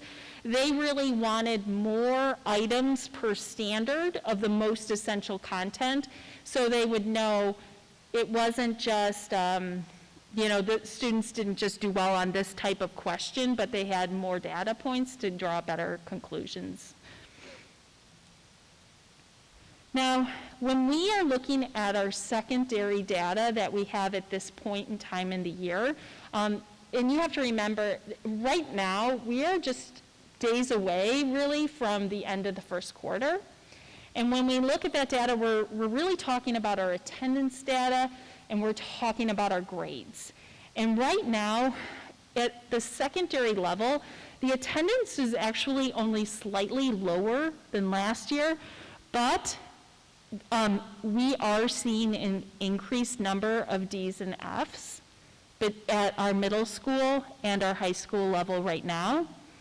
Our teams, though, are mobilized and working on this concern, and a few responses that we have in place right now. Dr. Ozemkowski has worked with the building level teams to develop what we are calling an enhanced problem-solving process. And what that is she has a spreadsheet. It has every student in the school, it has their attendance data, and it has their most up-to-date grade, and that is updated weekly and put in the hands of our principals and our guidance counselors. And even from those reports, they have continuously tweaked those to get at a point where it has the information that they need.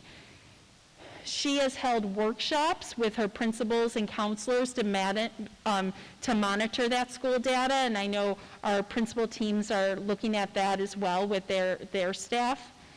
We're always looking at that, and we're trying to get at the root cause analysis, looking at patterns, looking at trends, and really getting into the identification of those necessary supports for our students that are in person at home.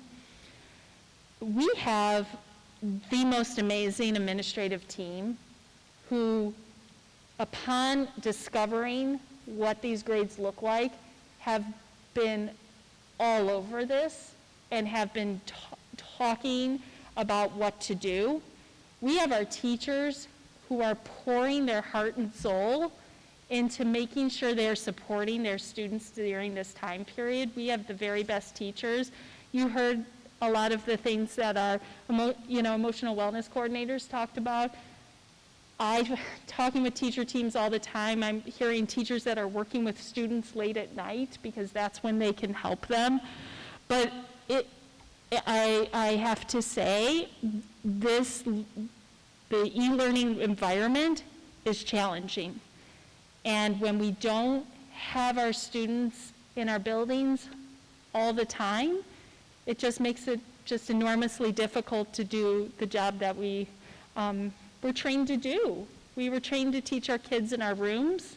That's where we're at our best. And I can't say enough about what an amazing job our staff is doing, but it is exceptionally difficult to do that same job.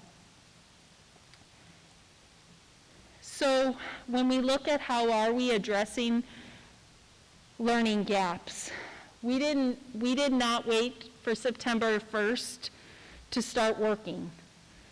We were working all spring. We did some new things in the summer.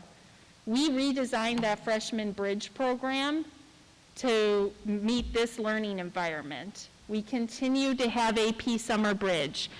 We had a K-8 online tutoring program. We really targeted math with middle school students because we were most concerned about that. And our principals identified students they knew did not have learning resources in their homes, such as books. And we purchased those materials. They were clustered in a backpack, and we distributed those at our schools and even at some of our apartment complexes. We've continuously focused on professional learning for our staff and setting up feedback loops. Dr. Ozemkowski is consistently working with teachers.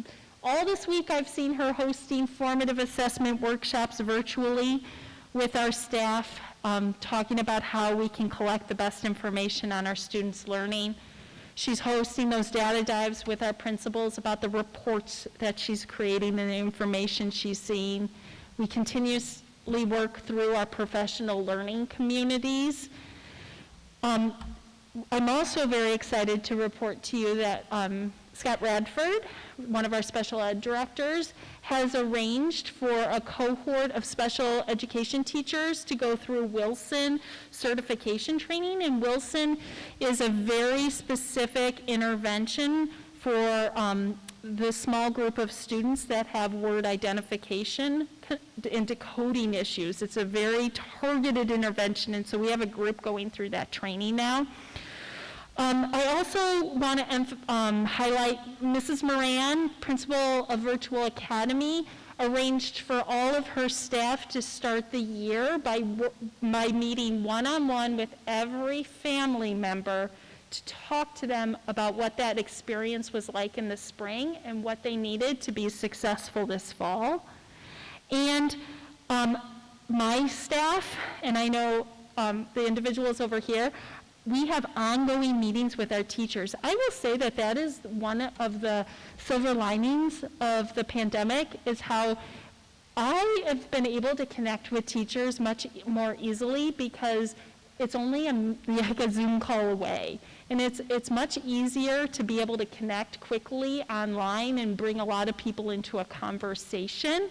And so that has been, a great outcome of this environment, that we're able to bring a lot of people together to continue that curriculum work.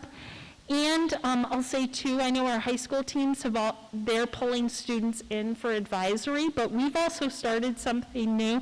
Dr. Slaggy and I have started a middle school student advisory where we're meeting like once a month. We've had our first meeting with a group of middle school students, and we want to hear what that remote learning experience and hybrid learning experience is like for them. and what we can do at our level to help and support. A lot of work as well in the curriculum area and additional resources. In the spring, we were working with the most essential standards. We had documents to identify those. We created assessments so that we can ensure our students were meeting our expectation. We started the school year by having math recovery units at our elementary level. We've increased our digital resources. This is an exciting one too. Our middle school math team was one of the hardest working teams this summer, and they came together in what I call crowdsourcing. They created a Google site where they compiled lessons, videos, resources, quizzes, so that they would be able to jump between grade levels and support students best. Middle school teams had created essential standards documents, and our high school courses have identified that essential content too.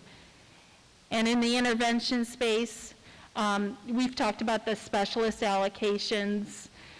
We have a significant number of students that are bilingual in the virtual academy, and we were able to cluster those students together with a bilingual teacher. So they have a Spanish-speaking teacher that is working with them as their main teacher for their school day. We are going to be implementing a new computerized math intervention at middle school called iReady. And then you'll remember as well, Mrs. Ekstrom talked to you about the students have not just an IEP, but also a remote learning plan as well, so that we're meeting our students with disabilities, we're meeting their needs in both environments. So, move into the last question. So the last question would be, what are the priorities for our department this year? We are in a time of enormous change in education, and with that comes a whole set of work we would have never predicted at this time last year. So there's a lot of challenges with that, but there's also an opportunity to learn from this work and have an eye on the future. And so I listed here, there's always multiple considerations that my team keeps in mind when developing the priorities, from our strategic plan to the equity work that we talked about, our fit learning environment. Remember as well, we have a one-to-one that we're looking to support as well. And ISB does continue to give us required curricular updates that we need to work through. So all of that has been considerations in our planning. When you look at the first priority, where we're trying that idea of giving students choice and challenge and success in their learning through differentiation and personalization, we've worked tirelessly on expanding our expertise in teaching in this environment.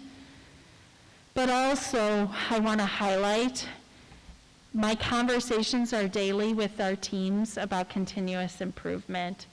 We have taken the heavy lift of building this whole new learning environment, but we have to keep going and looking at how we can improve. And right now, that area we're looking deeply at is our middle school hybrid program and the middle school virtual academy. We need to build systems to support our students that are in quarantine, and we've started those conversations and have ideas for that work. We know we need to strike the right balance for the asynchronous days. I think our teacher teams are really working hard to develop what that model is and figure out what's the right amount of work for kids on that day, but our teachers know the curriculum needs to move forward. And so that's a constant part of the conversation about how do we get that right.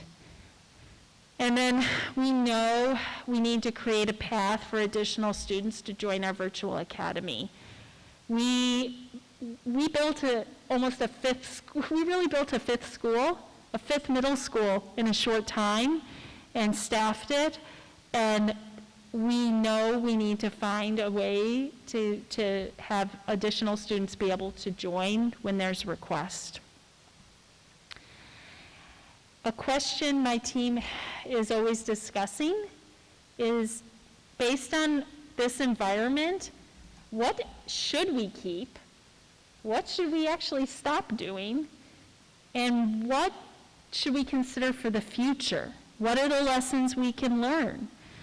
And one of those is in the area of blended learning. So if you remember, we spoke about our blended learning classes last year, and we continue to talk about them as well in this hybrid environment. So in a sense, all of our secondary students participate in a kind of blended learning right now. Not one we planned, but they're in it. And I think it gives us an opportunity to even go back and think about those blended learning courses or the future of blended learning and what could it look like? What have we learned? We had an online summer school that continued to run, and we've had for years. We've had our ELO courses, but we changed this last year and ran that all locally. But we have opportunities now as well because we're gaining proficiency with online teaching with more of our staff. We think Edgenuity might be able to play a role in that online summer experience. And a question that intrigues us as well is the virtual academy. What does the future lie for that, and what are we learning from that learning environment for our students in the future as well? We haven't forgotten about our writing and message production work. It's going to take a different course this year. And the fact that we actually have an environment where our students are producing messages digitally. And so we want to continue to seize that environment, capitalize on it, and support that creative communication that our students can have based on the use of digital tools. Math has been an area we spoke a lot about last year and continue to have our eye on. And so we did redesign our elementary block, and we're supporting that work, but also the pilot of our Zern math program. And as I mentioned earlier before, we have the iReady math intervention that we're going to be using at our middle schools to support our students who need additional support. When you think about the goal on our Vision 2022 plan that talks about real-world experiences, internships, service projects, there is an ISB required update we need to make that has to do with the middle school civics requirement. And in that requirement from ISB, our middle school students need to participate in a service learning opportunity connected to civics. And so I'm going to be working with our social studies teams on that.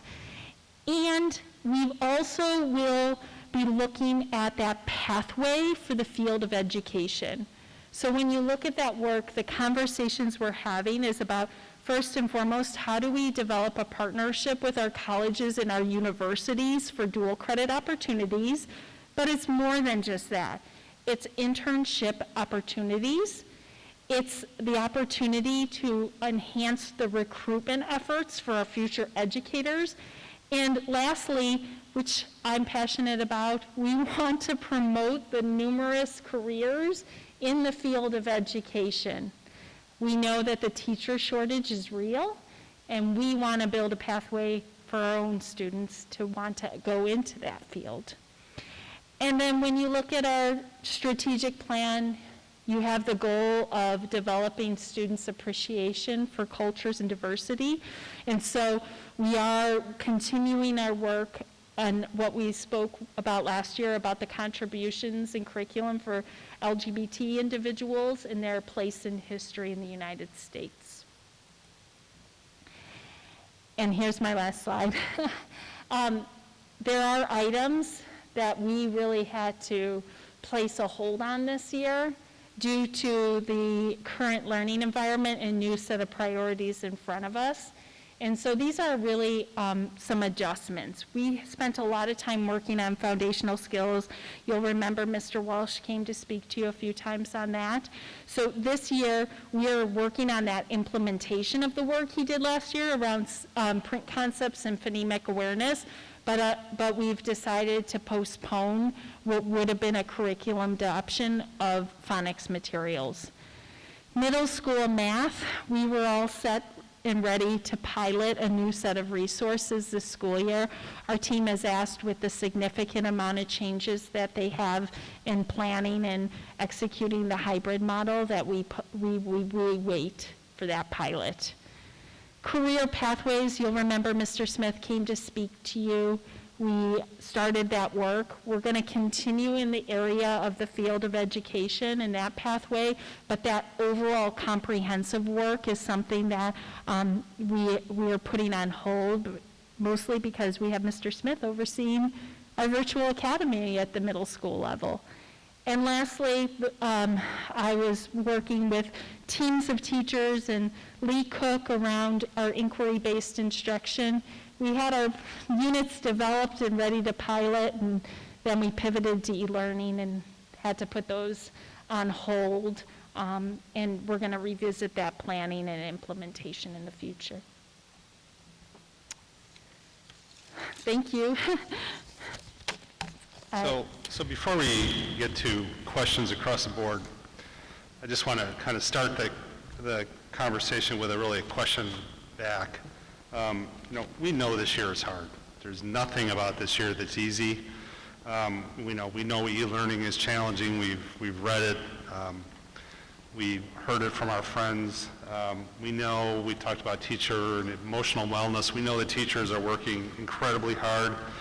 They're overworked, and so we want to support everybody, in the school system. So I guess kind of an overarching question, which probably won't be able to answer, it's more something for the future, is what do you need from the board to help, provide resources, give direction, other methods of support that we might be able to provide? I don't know what, from a decision standpoint, what can we do to help support this incredibly challenging year? We heard from teachers, in a letter about how challenging and how hard they're working, and so we feel that, we understand it. It's just a general comment that I think, at least I'm feeling as a board member, what can we do to help?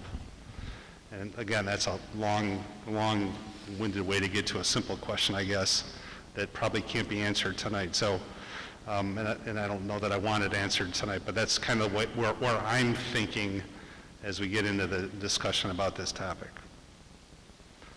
So with that, I have other questions, but I'll hold those till later. Anyone want to start?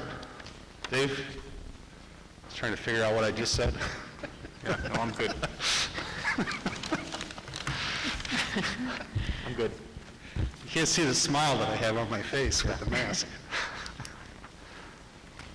Go ahead if you have. I don't have any. Okay. Jim? I think that, what I've seen here again is more of a, an issue of we're identifying areas that we need to evaluate and try to fix what doesn't work. And I'm glad that we're addressing that, obviously. And, and I feel like we're going to get to a point, hopefully, that, this will be behind us. Maybe we'll learn something that we deal with in the future. But, I guess fundamentally, one of the questions, and maybe it was in there, but, I'm curious of the virtual academy versus the in-person and how, and I don't know that we know the answer to that yet, but how they're succeeding. And the other question in general I have is, if I say that, curriculum should be at a certain point at this time of the year, how close are we to achieving that? And then, in that same regard, districts that haven't done in-person or virtual academy or, that are pure e-learning, are we ahead, behind, those kind of questions. And I don't know that the answers are there yet, but those are the things that I'm glad we're addressing and you're approaching. And we'll find out in the end, I guess, which program is the best. I still feel in-person is the best approach, but, maybe we're looking at a whole change in education moving forward, so. But, so I don't really have any specific questions, but I'm glad that we're looking at them and evaluating the best we can. Yeah, great presentation, great work. I love that we're talking about the gaps and what we're going to do about them. I have a real tactical question, and it goes back to attendance, and I know it's very complex this year. Can we talk about some of those complexities? Because we did hear back from parents that they were concerned about attendance, and in our presentation we say not applicable, but I understand there's complexities to that. So can we talk about those complexities a little bit? Can you help me understand them? So I think probably most important to note, Rob, that for purposes of attendance is really gauged on, are you there? And I think the most fundamental question that our teams have been working on, especially at the secondary level, is that there are some natural analytics built into the platforms that students engage in that will tell you, is Rob Hanlon there? Like, did he log into the class?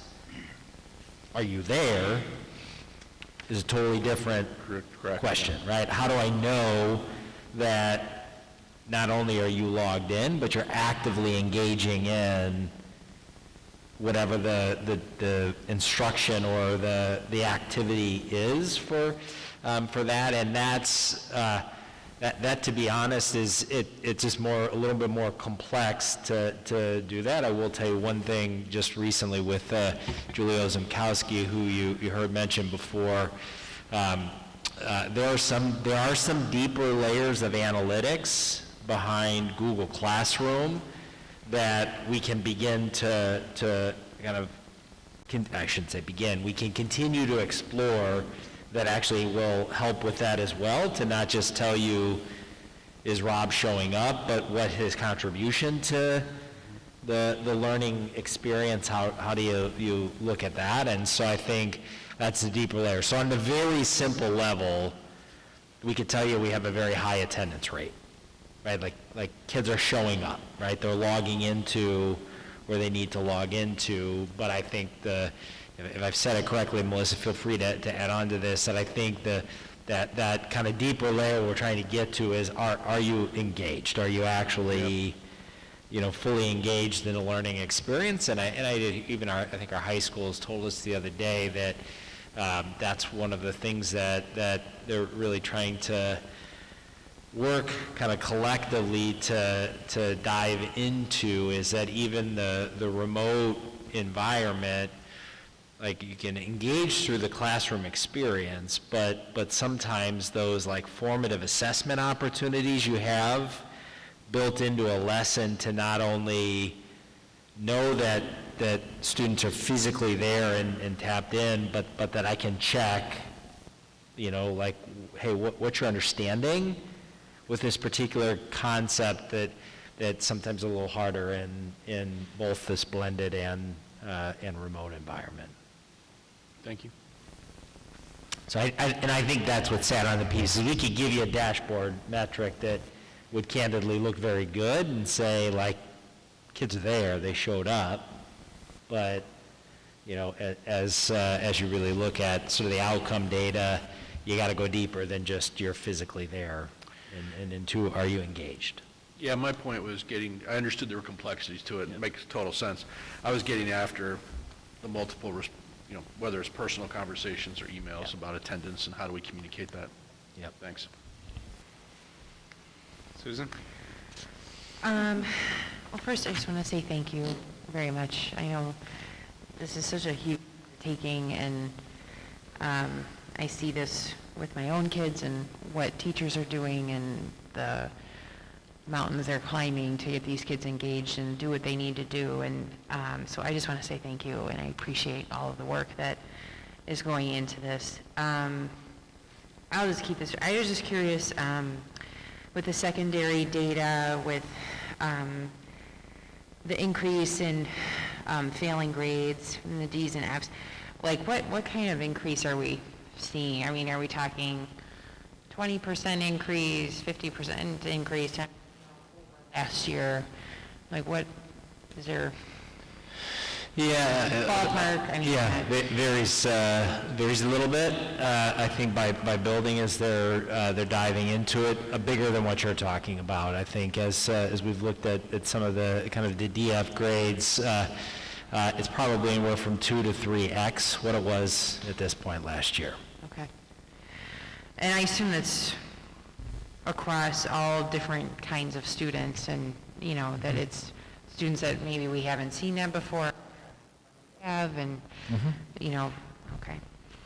Yeah, and I think that, so that, what I think you heard in the presentation is that's really the root cause work that's happening right now to really look at where is that happening. And again, you know, teachers and our building teams have been absolutely phenomenal in really trying to dive into that and unpack it and, you know, shift the pattern, and you know, in some cases it's, you know, some probably simple procedural pieces that are helping to address some of it, and then I think there are some deeper issues. You heard Tracy Burnham mention earlier, home visits that happen today, which sit as, you know, kind of a deeper layer to how our team's really trying to dive in and intervene. So very multifaceted, but I will, and last thing I guess I will say, just the sense that I got as they're unpacking it, well, the number of failing grades has increased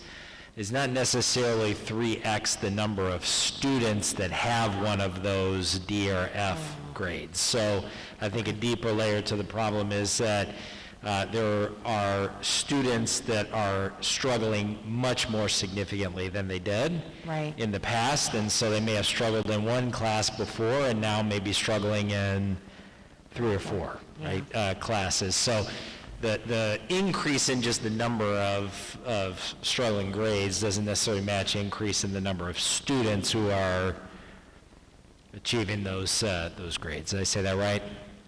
Yep, you sure did. Okay. And same middle and high school. I will tell you that. Honestly, they're seeing that pattern middle and high school. Yeah, okay. You don't need to get into any specifics here. I'm just curious, like with the student advisory groups, I know you said you met with the middle school ones, and again, you don't have to get into specifics, but like, are they telling you things that you hadn't thought of, or had like this new information or new perspective of like, oh my gosh, I didn't, or was it kind of like, yeah, that's kind of what we thought was going on? For me, it's new because I don't get that level of interaction with the students. I hear about it from our teachers and our principals, but to actually hear children tell me those things is a different experience. Yeah. And you forget, they're just so young, and what there is important to them. I mean, I'll capture some of the things because it's great to hear from our children, right? So they'll talk about they like to be at remote learning in the fact that they get to be at home and they get to sleep in and they get to be with their family. But then they talk about the hard pieces to remote learning in the fact that they have to share a space with siblings. Their dog is barking. You know, they identified the things we heard, but to actually hear it from their mouths is a different experience. No, I think that's fantastic that we're doing that, and I can tell you my middle schooler has experienced all of those, so. Let's see, I think kind of, sort of, on Brad's point, lastly, and this is kind of a big nut, and you might think I'm nuts, but because I pulled this out, our Vision 2022 statement, and I guess, and this is, I know, another big conversation for another time, but I just kind of wonder if we need to revisit this sooner than 2022, because things have changed so dramatically in the last year that, you know, I don't know, maybe it's fine and we can still do this, but I look at what, you know, Melissa and her team and our other teams are trying to accomplish against these goals, and this was a completely different learning environment when we developed this than what we're in now. And I'm just wondering if that's something that, because I guess I just want to make sure we're not trying to achieve goals that maybe can't, I don't want to say can't be achieved because I don't think that's true, but it's just different. It's just different. And that maybe we need to go after it differently, and we need to be measuring different things in different ways that maybe don't fall into these categories anymore. And so I just that's just more of a general comment that I wanted to throw out there, that it's just something that maybe we as a board need to think about revisiting this sooner rather than later. Yeah, so just one really quick comment on it. I don't think you do, and the only reason I would say that is that I think what Melissa's done is very clearly told you on the last slide, the projects that we've had to kind of park for this year as we've made way for the projects that have come on to the work plan for this year. Recognize at the end of this school year, we're already in 2021, which means next school year, you're going to be in the 2021-2022 school year, where I think you would be in the cycle of probably re-upping that strategic plan. So, you know, candidly, even if you wanted to this year, I would tell you, you know, not that we don't care to want to do it, but there is no capacity within this group to try to execute a strategic plan, revamp this year, right? Yeah. Like just too much already there. And so it's got to be something that we're probably looking at through the 2021-22 school year. So I think it'll kind of fit within your cycle. And that's why I wanted to be very honest and asked Melissa, as she was putting the presentation together, to be very upfront with the board on the adjustments we had to make. What were the projects we had previously committed to that doesn't mean that we're never going to come back to them, but we just had to put on park for right now as we've kind of made room for some other pieces. But I think that's in your next, let's call it 12 months as you move into next year. Thank you. I will say, I saw you pull your paper out, so I jumped online and was reading along, right? And my reaction was a hair different, where I'm like, oh, okay, I see that on the list, right? I get that connection. So I think the words on the I'm trying to touch the screen, it doesn't work. The words on the Vision 2020 page still apply. They just the solutions manifest themselves differently given the situation we're in. Yeah. So I really like the alignment. So I had a little different perspective, but I appreciate your point.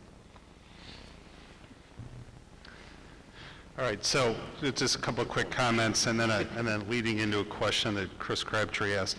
First off, I love the realization that we're going to come out somehow better, somewhere when we get to the light at the end of the tunnel. I think that's, that hope that we're going to find something here we can take forward with us and benefit not only our students but also our staff. I think that's a wonderful perspective.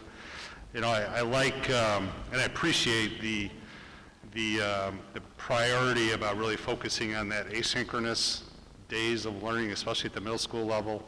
We've heard about it. I've seen it at the high school level.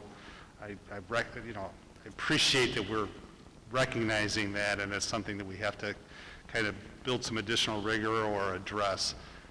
Recognizing also that we're going to be asking our teachers to help us with that, and they're already,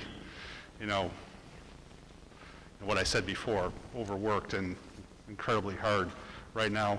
But that leads to kind of a question from Chris is, with so little time in person for our middle school and high school students, how confident are we able to get a read on our true learning gaps? I know we're going through and diagnosing everything and trying to pinpoint everything and using data. So the question from Chris is how confident that we're going to be able to get a good read on this that informs what we do going forward this year? Well, I would say it's very much a part of the conversation that we're having, and the conversation has changed based on the fact that we now have a touch point with students in our classrooms. And I know our middle school kids our sixth graders have been in school, there's been 13 days over the course of time that they've been able to be in buildings. my middle school teams are saying that it's making a difference.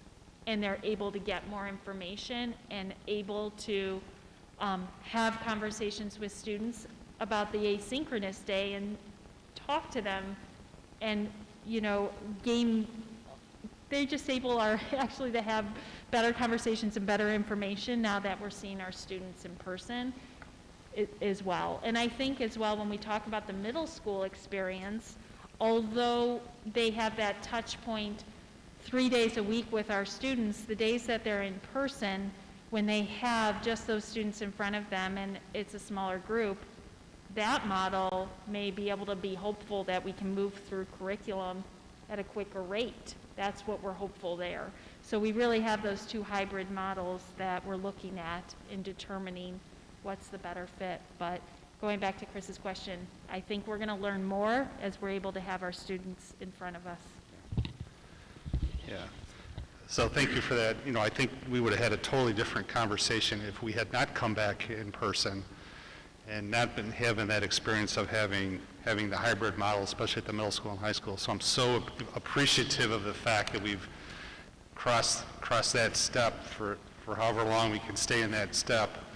And I know the benefit on the students and how important it is for them. And I just think it's so meaningful for this individual school year to having crossed that step, so to speak, and it's changing. I'm imagining it would have looked a little bit differently here in this conversation had we not done that. So thank you to everybody for an incredible effort and the level of detail and thinking that went into this. So any other comments from the board? All right. We have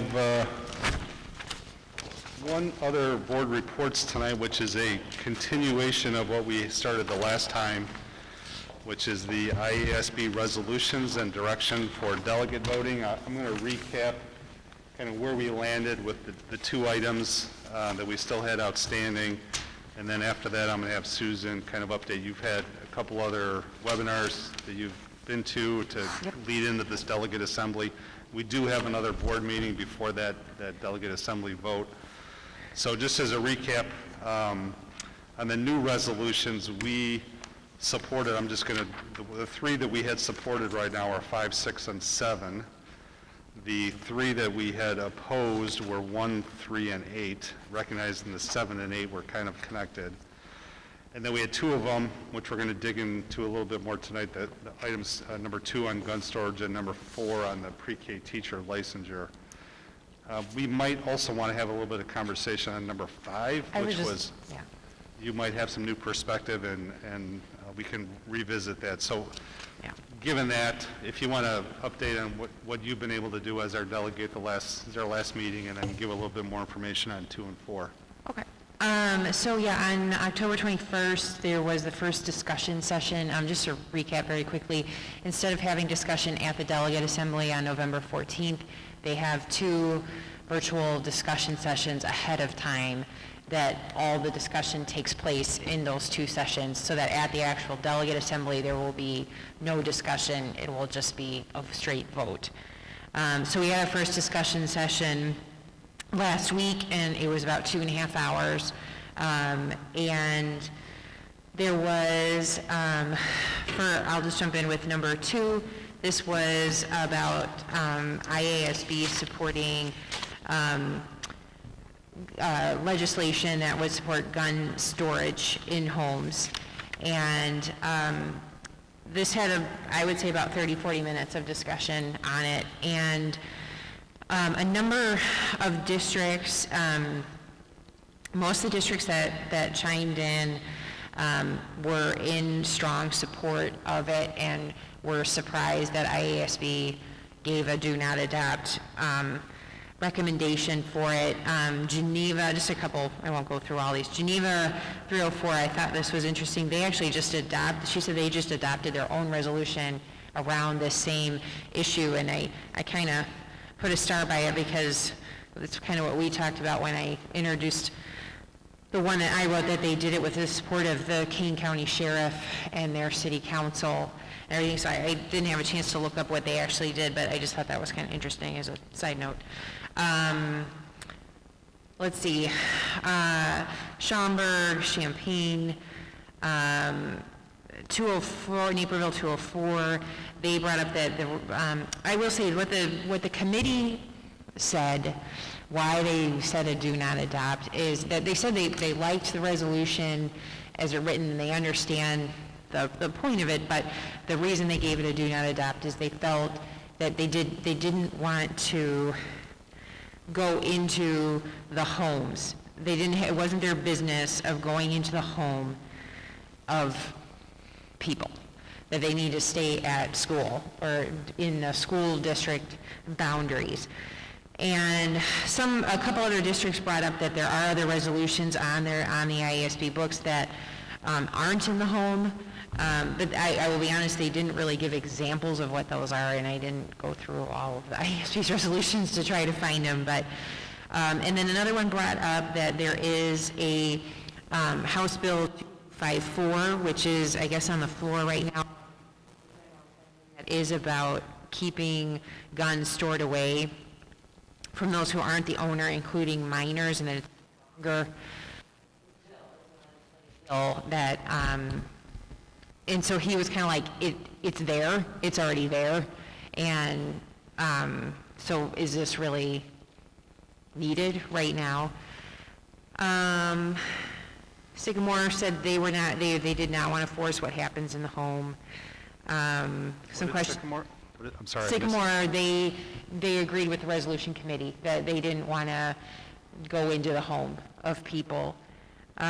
Wilmette, very strong support, no downside. They didn't feel they were treading on any kind of rights of anybody because there's nothing saying you can't have a gun.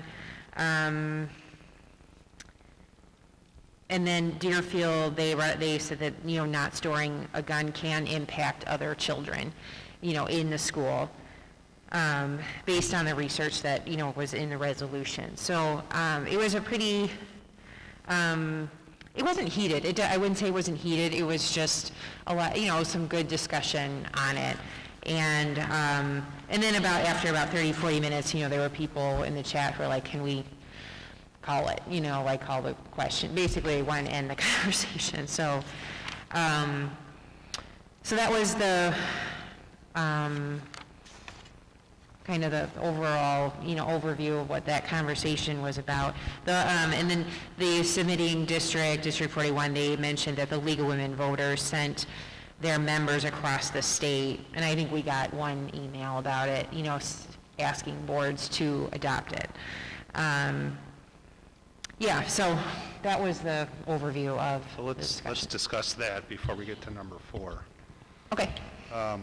So just to recap this, so this resolution is, again, it's for to direct IASB to support and advocate for legislation which strengthens gun storage laws, right?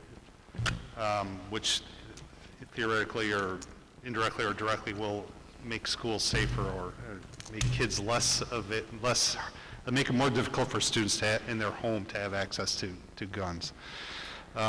When we discussed this as a board this summer, we felt like, we kind of liked the idea, but we hadn't done it ourselves, so we weren't super comfortable trying to promote legislation that everybody else should do it, even though we haven't tried it ourselves. So that's kind of where we landed on this. And is any other thoughts from board members? We don't really take a vote on this. We could, but we need to give Susan some direction on how we want to approach this. I support the recommendation of the resolution committee. Okay. I'm sorry, I couldn't hear that. I support the recommendation of the resolution committee to not adopt for the reasons that are outlined in the text. I agree with that as well. So you I think, again, to me, it's somewhat of an unfunded mandate. If we're going to, how are we going to pay for that reaching out, and how do we conduct the program? So, I follow the recommendation as well. I don't think it would fall on school districts, though. I don't know that there would be any financial impact. It's more just putting, the way I see it, and, is that, and I've said this before too, is that we've done all this, the IESB has done all this work of putting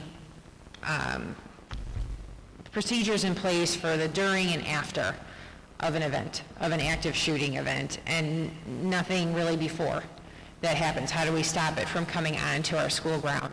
I understand what the resolution committee is saying.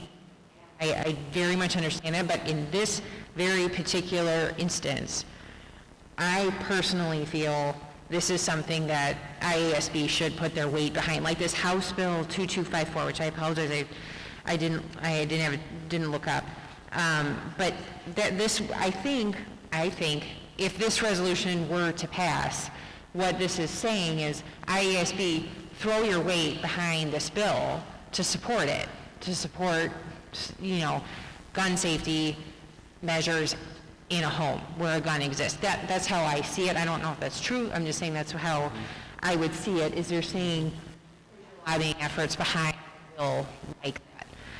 And I just feel like, last year, the Assembly, the Resolutions Committee gave a recommendation to adopt and approved a resolution to give one school district the ability to create their own police force. And it just seems contradictory to, and they supported, the resolution to have staff in school be armed.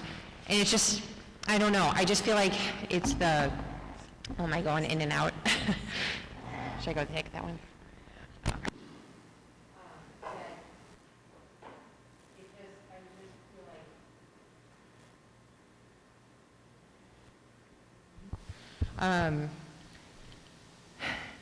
That again, we've supported all these things to put more guns in schools, basically, or around the schools, yet IASB has not supported anything that addresses the before. And I just, again, in this very, very particular instance, I feel like this is something that IASB should get behind. But I understand the concern of opening kind of the door to IASB getting involved in bigger issues. But again, I personally don't think that's necessarily a bad thing. So. Dave, how do you feel about it? Yeah, I struggle a bit. I'm not 100% there, but I think I agree with the recommendation as well of the board. I struggle with the, I guess overreach might be too strong of a word, but if we start, putting our money and our effort or recommending that IASB go after things like this, then what, as opposed to truly in-school education things, I don't know where else it goes. So I'm a little concerned about that part of it. I understand and I don't disagree with anything you said, but I kind of struggle with that precedent, and I know I mentioned this to Susan before, but then, do we say marijuana's legal now, or are we going to support legislation that means parents got to keep their marijuana locked? And I know that's a different thing than guns, but it's just an example of, where kind of that, for lack of a better term, overreach. Yeah. So, knowing that there's a bill currently directed towards this, I like the idea of letting IASB throw their weight behind it. I don't know what that means. I'm just going to make it simple. I think anything we can do to make our schools safer we should support. That's the bottom line. Whether it's the right thing for IASB to spend their resources and time on, I don't know. I just know if this is one other little thing that can make our schools incrementally safer, we ought to support it. So my vote would be to support it when we get to, the delegate assembly. We're kind of handcuffed here tonight because we have two other board members who probably would like to weigh in on this. So right now it's 3 people supporting the recommendation to not adopt, and then 2 people opposing. Is that right? It's confusing. 3 people would oppose, 2 people would support.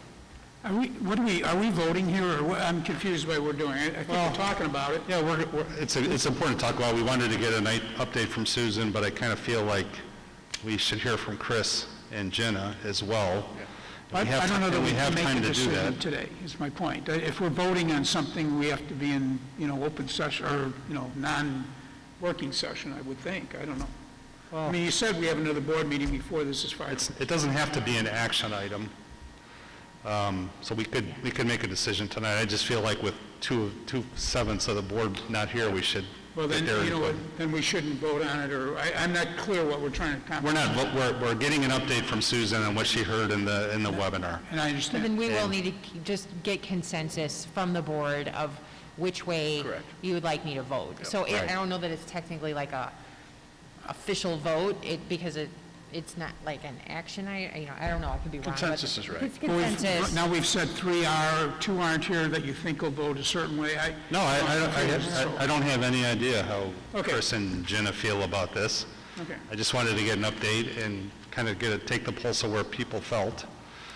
And I believe we should continue this one at the next meeting. Okay, yeah, make a final decision then. So Okay. number 4, you want to give us an update on that one too? I think we are more looking, I think from what I remember, it was more just some clarification on what was happening with this one. And I know that you all saw the email that came through from she was the woman who authored this, and I actually didn't ask any questions about this, but I think anybody who commented on any resolution, I think she reached out to. She was very, very passionate about this, and talked about it for quite a while, and it was interesting that just some of the districts that chimed in that I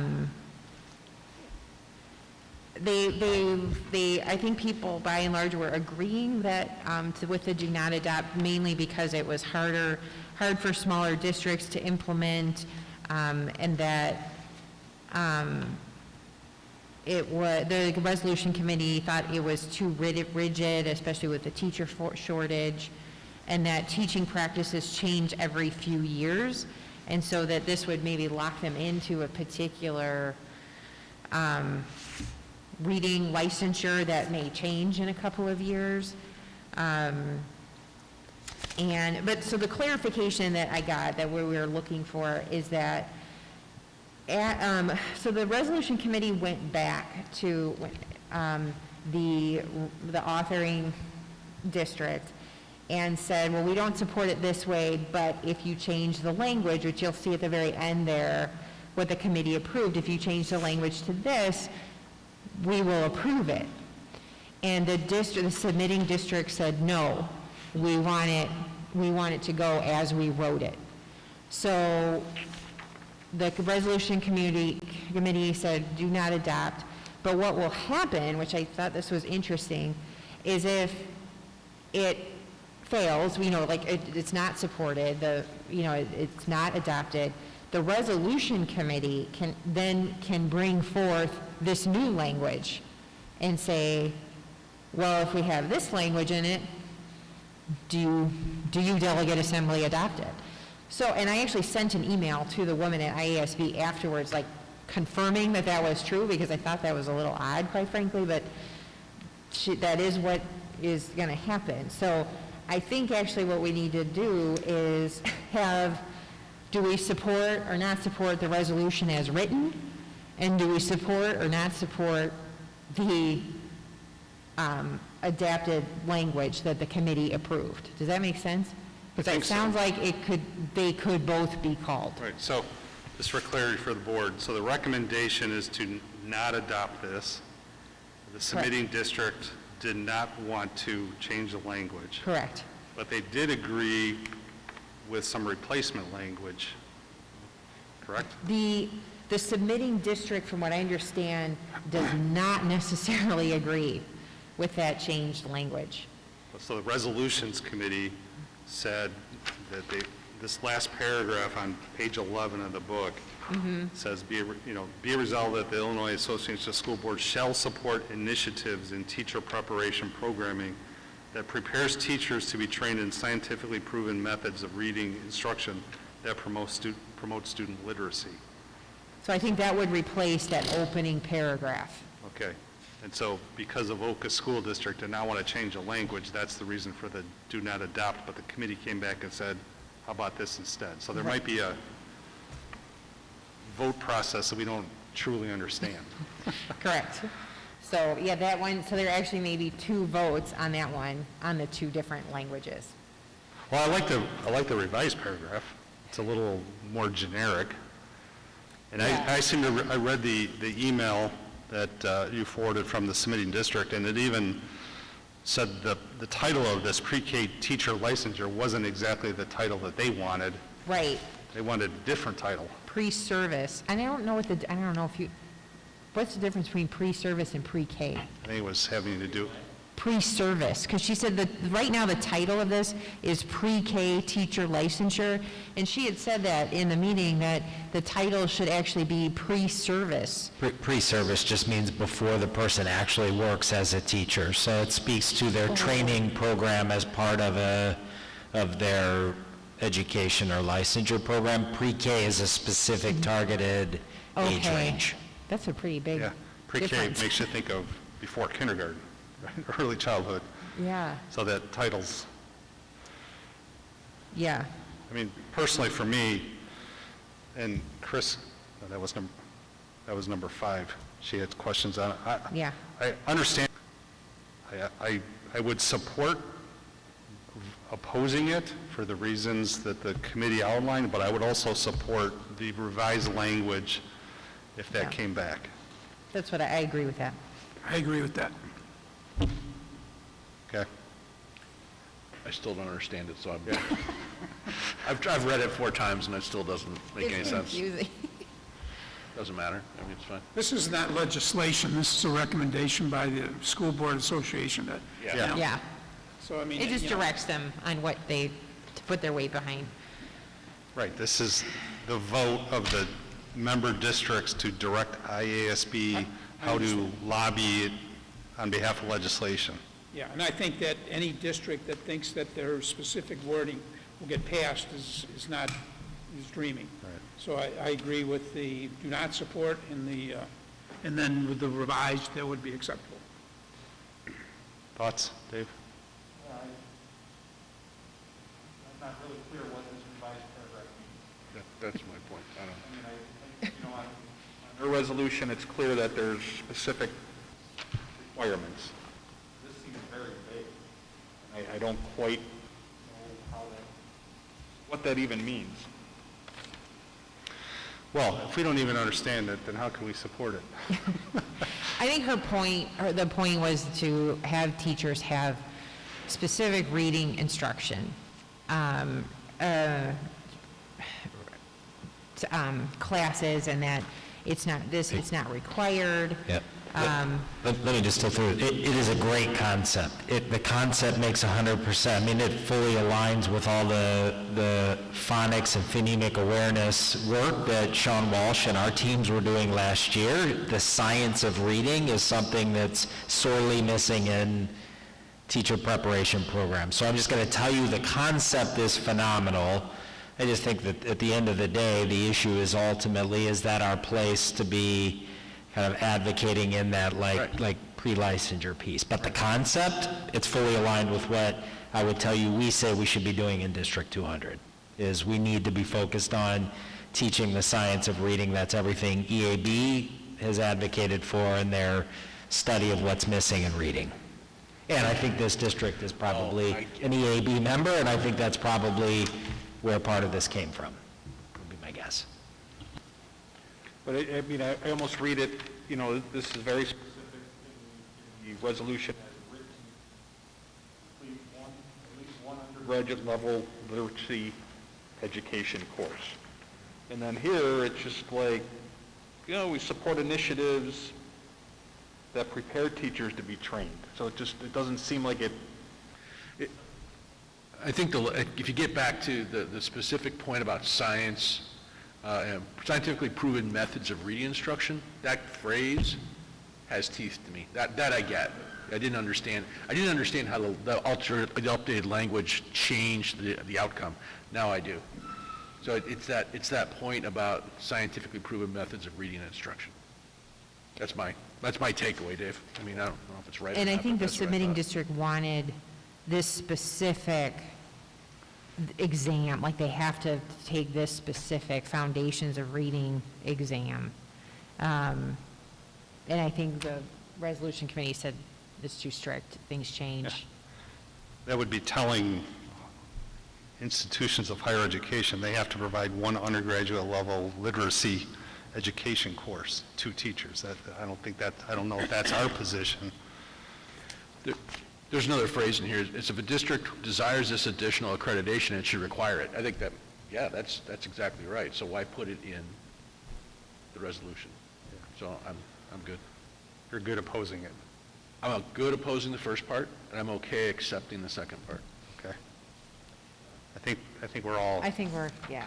consensus on All that. right, I get it. All righty. Number 5, Yeah. or is that all right? Can we move on?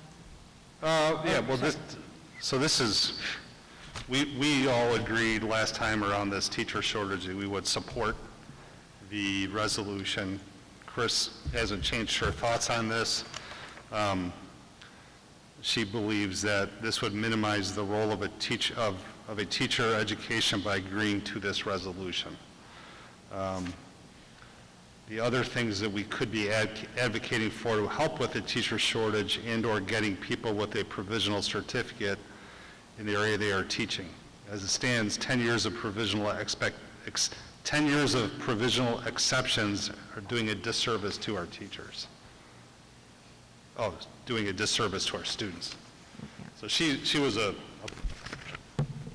didn't support this resolution as it was written. We as a board decided we Yeah, would. you guys are okay though, right? You decided you were going to support it in the Right. last Well, conversation. Can I say, I'll be honest, I've changed my mind since our last meeting. I texted Chris when I got home, and I'm like, I think she's right. And the more I've thought about it, I very much agree with Chris that I think it, because it says to all curricular areas, that I do. I think we have to, we have to address the teacher shortage, but we're addressing it from the wrong angle. And I think it does undercut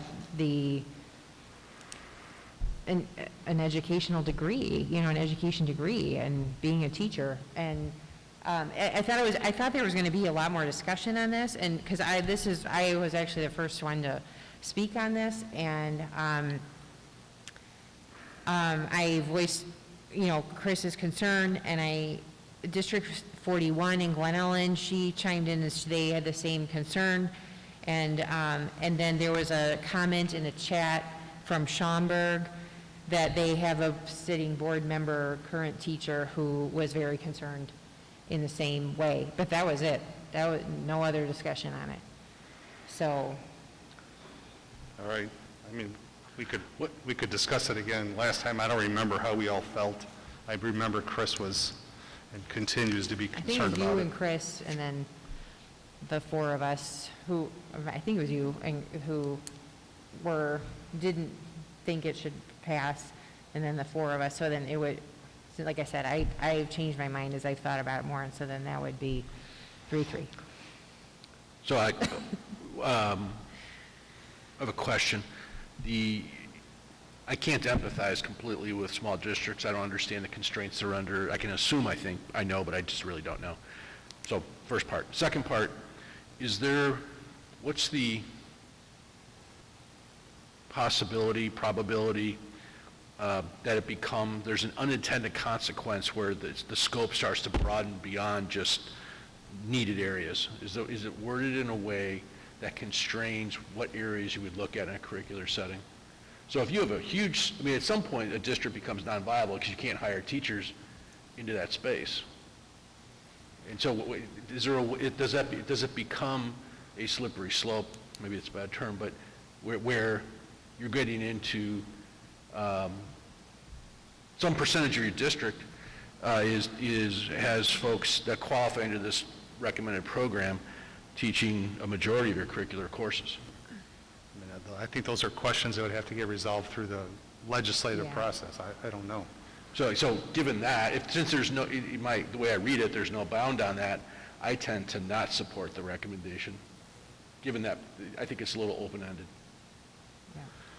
Okay. Maybe we could talk about it Yeah, next why don't we time. bring That's back my 2 and initial 5 thought. next time? By the way, other school districts, so, as I've mentioned before, I have this weekly call with other school board presidents, and some districts have actually, they all go through this in multiple meetings, and some actually have public comment specifically on the resolution, so it's not uncommon for boards to really dig into these in great detail and have multiple meetings and conversations about it.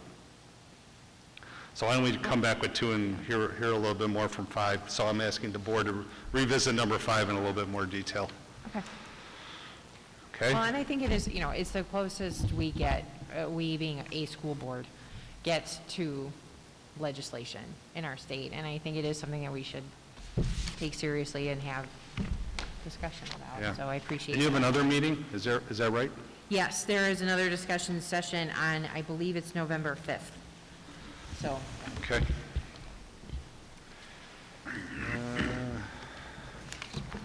All right, we'll end that. Next up is public comments. No public comments tonight. Do have some community members that were not able to attend in person who wanted to provide comments to the Board of Education.